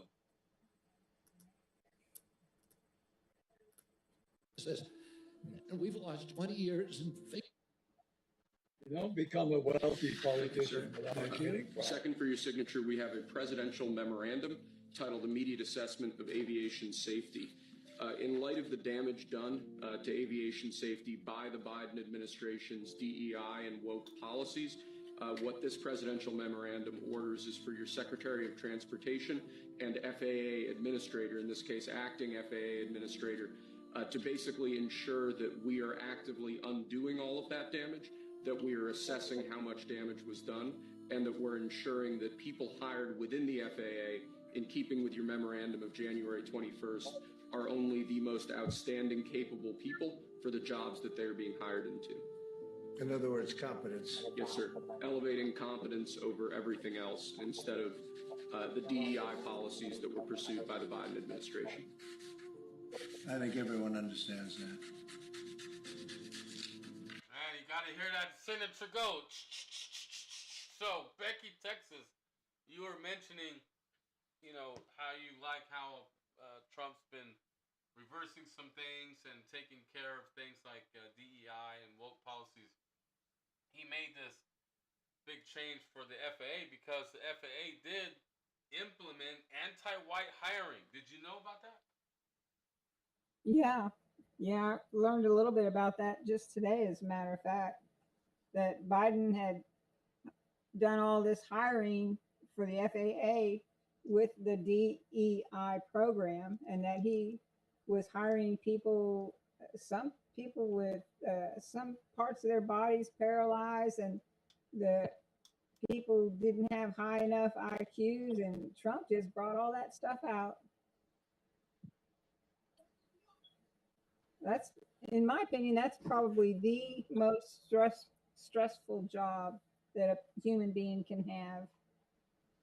Wow. The air traffic control. So, Tom, yeah, it's coming out.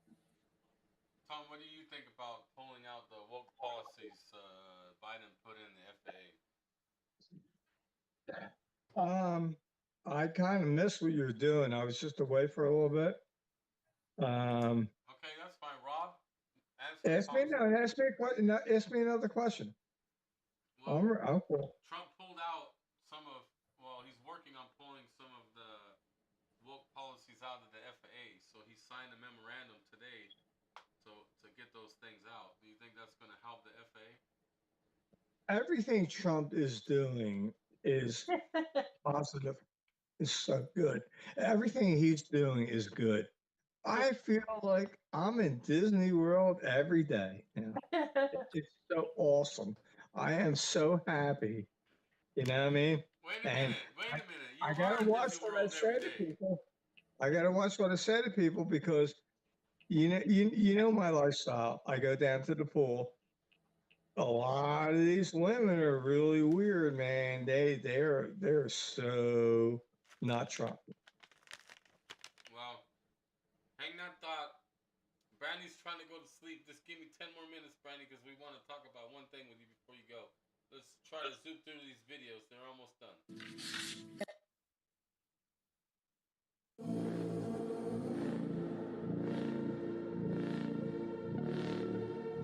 We already talked that the air traffic controller was doing a job normally done by 2 people, so... Well, I heard on the radio. Right here. Flight attendant Ian Epstein, 54, was one of the victims on the DC plane. Go ahead, Ron, Nevada.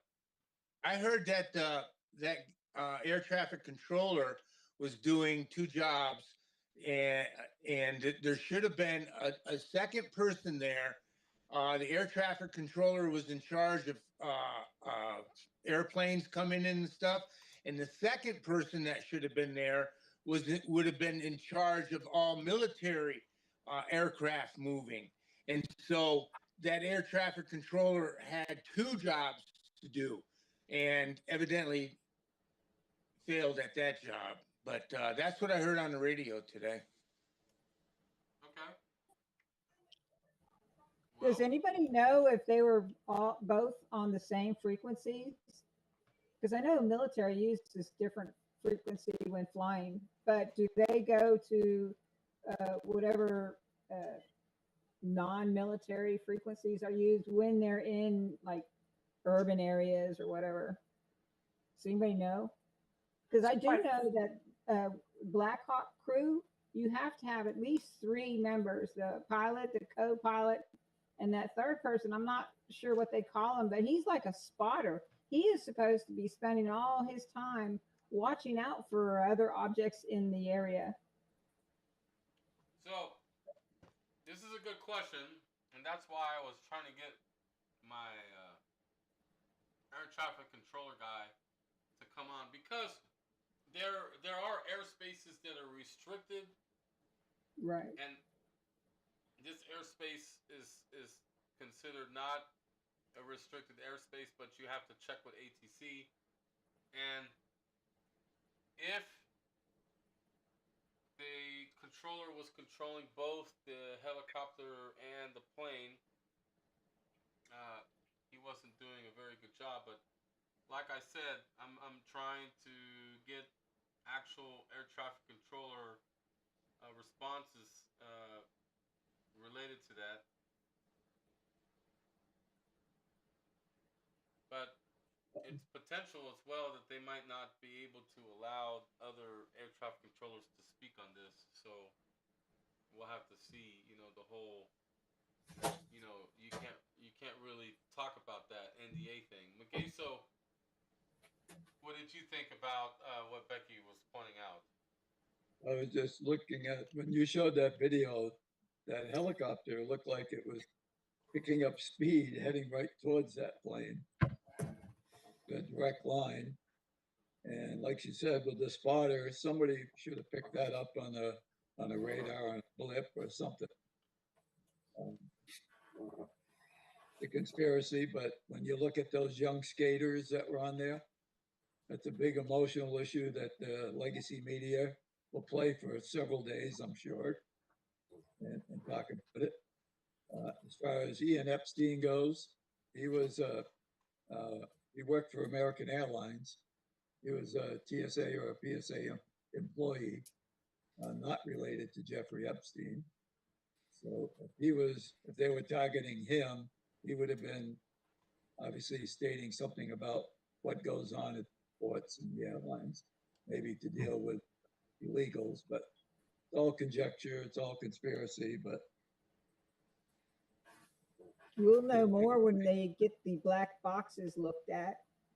Apparently they found both of them today, so it's kind of hard to speculate at this point without knowing. Yes, I would love to hear the internal audio tapes from the Black Hawk if they even release them. They don't have them on Black Hawks.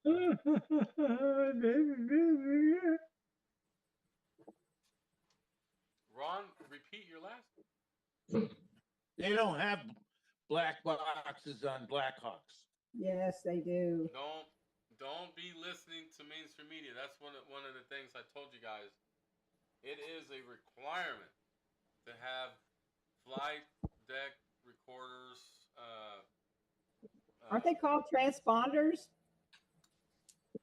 I wasn't avionics. I was electrician, but I worked Black Hawk repair, assembly repair for 20 years. Yeah, they got recorders. Don't believe that silly guy that says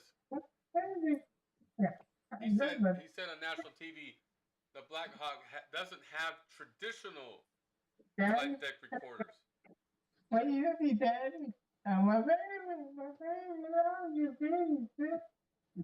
Okay, I just muted Tom because he was talking to his dog. All right, so he didn't realize he was unmuted. So Rob, real quick, what's going on in Ohio? We're gonna go to the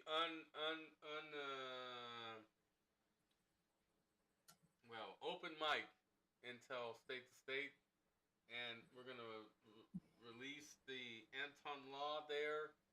I appreciate everybody being engaging tonight. It was a good show, and those watching the live stream, now we're going to go to the state-to-state intel, where members will share what's going on in their state. We're going to start with the cold state of Ohio. We're going to transition through a lot of different states, and then we'll end up in Hawaii. But please, while I'm on my bio break, you guys help me out. Don't let any airtime go by that is silent. All right, go for it, Rob McGay. So thank you. You guys help me out. Absolutely nothing going on in Ohio right now. About the only news would be that I would have is here in East Palestine, we were promised to have a training center installed by Norfolk Southern. You know, they broke ground on it. It was supposed to be a multi-million-dollar facility to help train first responders how to deal with train derailments. Well, they've pulled out of that. No explanations. And that's about the only news that I have, just the local. Statewide, I haven't heard anything going on. So let's see, who else would be next on this then? Is it true that do you want to? Hey, Ron. Randy? Wait. There's some questions that they ask you. Go ahead, Becky. Well, I'm sorry, it's not really political, but I saw something that they were going to name the new stadium, football stadium, after Ben Roethlisberger because he was from Ohio. Did you hear anything about that? No, I didn't hear anything about that. Could that be I don't know why they would. I mean, come on, it's Ben Roethlisberger. Maybe Miami University, they might, since that's where he played at. Well, supposedly it's a new stadium that they're going to build. I was just curious since you're from Ohio. Sorry. I would probably say it's probably a university and not the actual football stadiums. Because, you know, he played for Pittsburgh, so right. Not in Ohio he'd be named after him. No, but he was born and raised in Ohio. Right. It could be either a high school or a university. I doubt the university, so it could be that his local high school team would be the one that would name it, you know. I was just like they have one in Canton. It's the Jesse Owens. So, you know, they want to name it after the most famous people, but yeah, I haven't heard anything about that though. Let's see, Magaso, do you have any reports from Hawaii? Well, Hawaii's been a little cold lately, cool. Temperatures have been in the 50s at night, which is a little unusual. We're getting a lot of rain. Rain is always good, but it's unusual, a high amount of rain right now. We've got some flooding going on. I already mentioned earlier about what the government wants to do, removing the religious exemptions from the vaccination thing, because they're going to be pushing the bird flu and other viruses.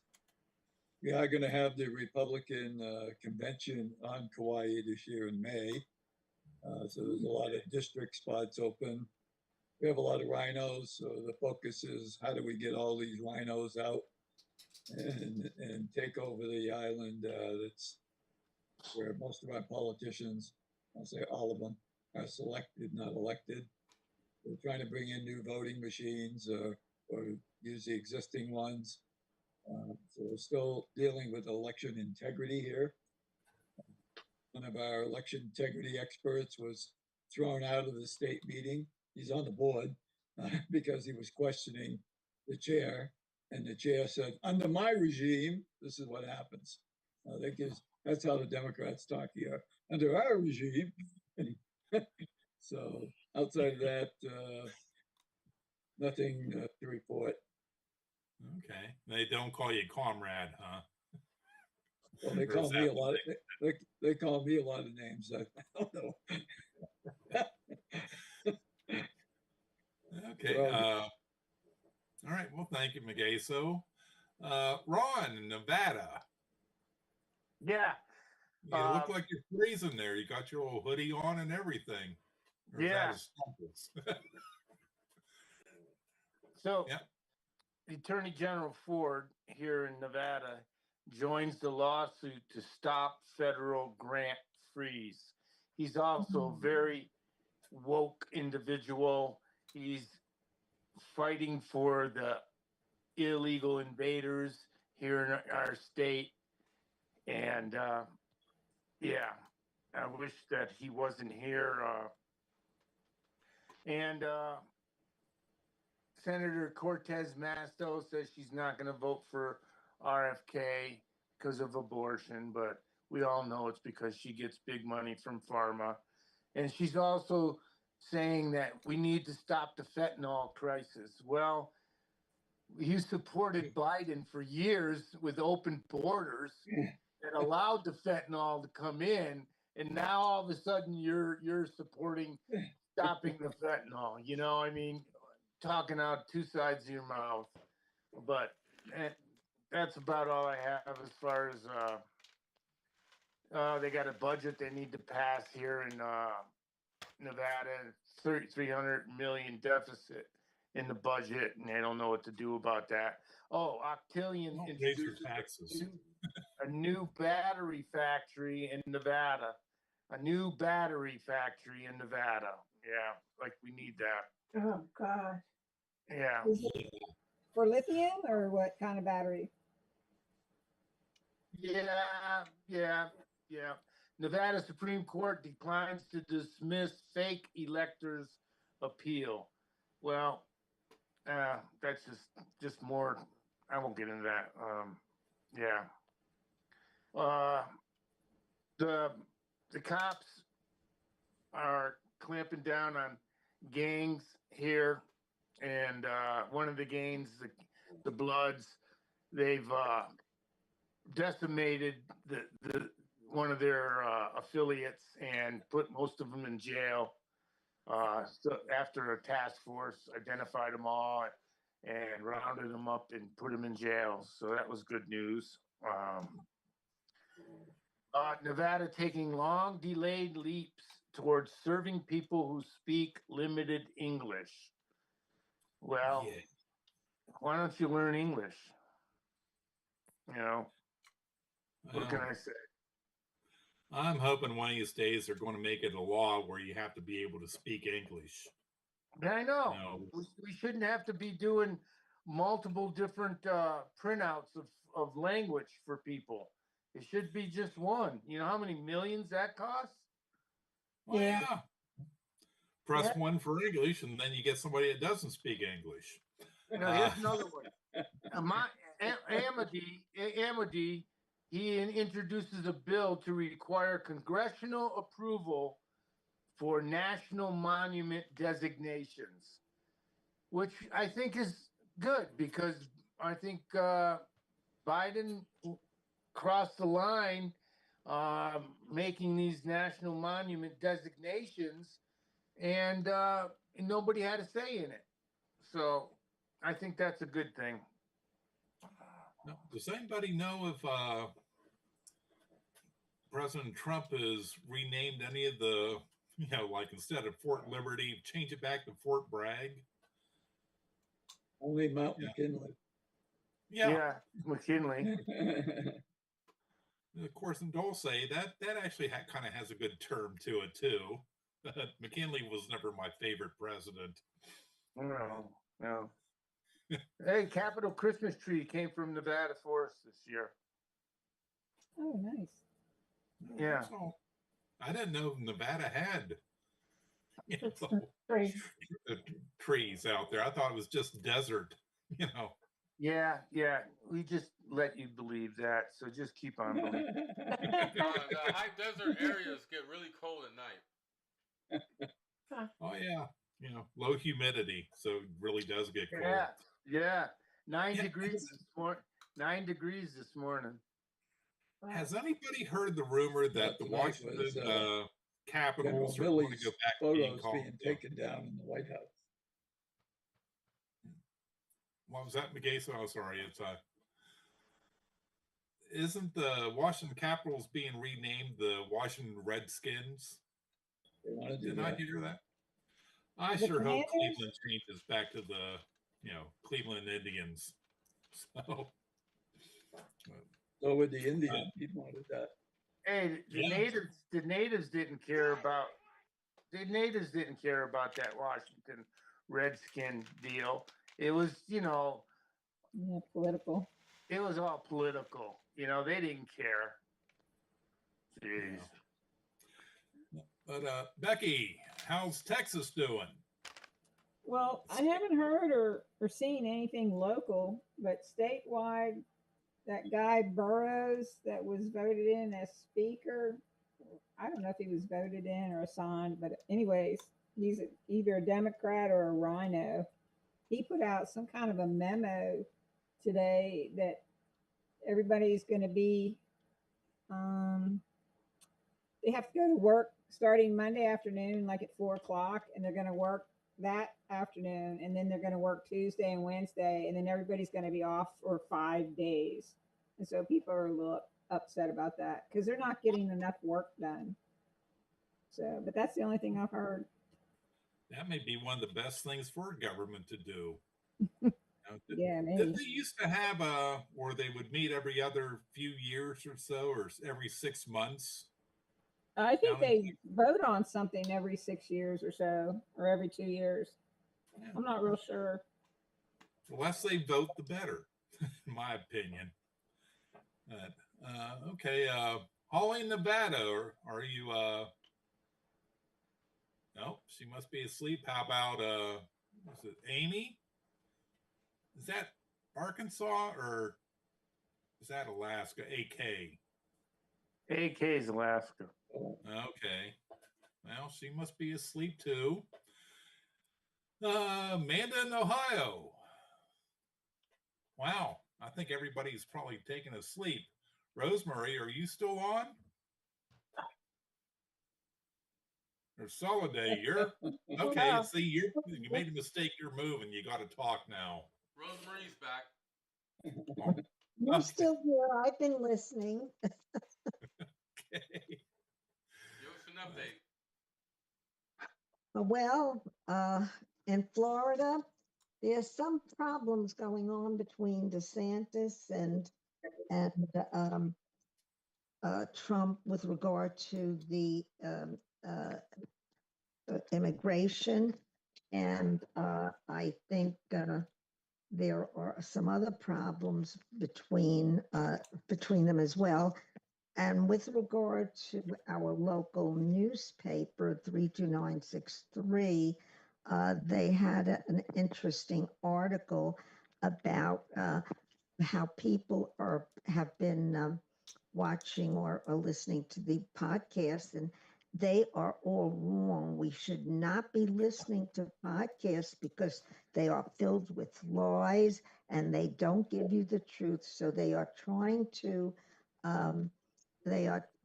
discourage people from listening to podcasts, and more people are listening to podcasts. So that was very interesting because we know that the liberals do not want us getting to the truth, and our podcasts are very much giving us facts and information that we are not getting from any other sources. So that's all that I have to say about Florida right now. But Rosemary, I had a question for you. Did you know that the White House is opening up press credentials for podcasters and bloggers and things like that? I think that's great. yes, I had heard that. But I wasn't sure whether they are or aren't, but that is good. Oh, and of course, some of the people from CNN who have been leaving CNN, Acosta, he's going to become an independent now. He was fired, and some of them are going to be losing their jobs because they are doing so poorly. So I think, there's a lot going on. People are waking up, people are listening, well, that's why Trump got in too, because they are not, they're not being, what can I say, led around like sheep anymore or listening. People are becoming more independent. But of course, with our school systems, with the indoctrination of the students, that has been a big problem. And that is where we are weak with regard to being able to get the truth out, because the college students and some of these others that have been indoctrinated for so many, many years are just, you can't tell them the truth.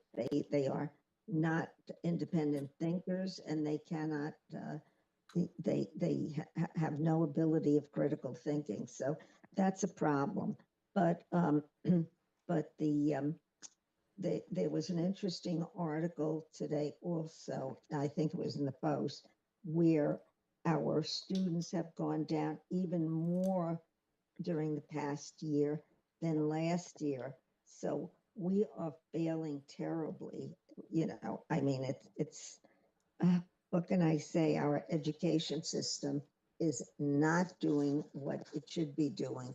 And I think Mark Levin opened it up, and it was in my last newsletter, I believe, where I brought out the fact that many of the colleges are just being indoctrinated, and they are, and especially the Ivy League colleges and like Harvard, Princeton, Yale, and so forth, where the students are just, they're not thinking. And this is a big problem because they are the future generation. They are going to be taking over. So we have to be very careful, and we have to make sure that our education system is, turned around again so that our students will prevail, because math, science, English, they are way down, way down.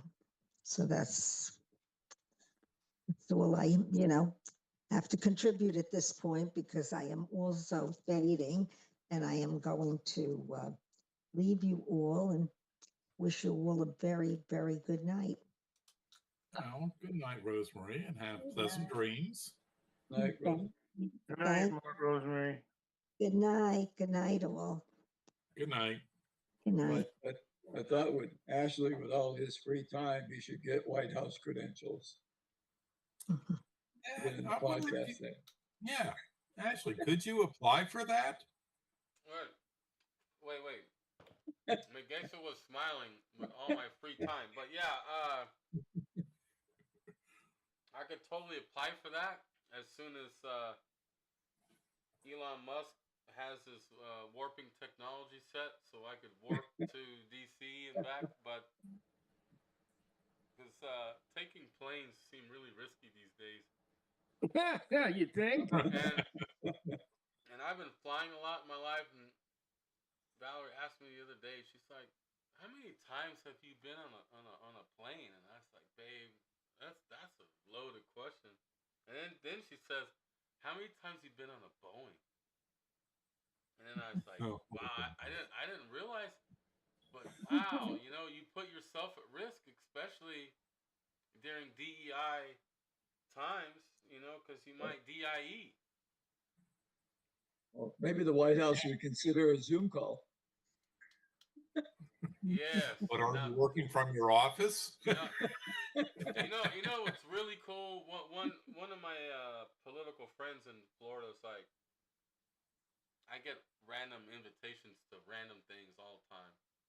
So last Wednesday, I got a Zoom invite for Ron DeSantis, and I kid you not, it was me and probably 80, maybe 90 other people with media passes that were, wanting to ask questions to Ron DeSantis and stuff like this. But he was sitting in his desk at the governor's office, and we were able to engage with him. So maybe the podcasters get to interact with Trump over Zoom. That would be a good idea. I support that message. I am Ashley White. Well, on that note, those are watching the live stream on Rumble, we're really sorry. Rumble has a couple more hooks in place that we got to always make sure that we set every week, and we thought we did it this week, and for the life of me, but here you guys are streaming with us. Join us every Thursday except Thanksgiving. Here, RedAmericaFirst.com every Thursday, 9 p.m. Eastern Standard Time, where we, the people, run the show. That's hashtag TOWNHALL. And Pastor's Point is on Monday nights at 8 p.m. Eastern Standard Time. Live link is RedAmericaFirst.com. We go on Thursdays into Intel Round.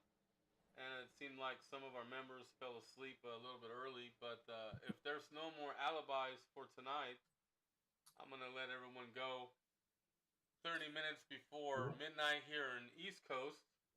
And let's pray for all those that got impacted by that collision and everything else. Go, Ron, you wanted to say something? Go ahead.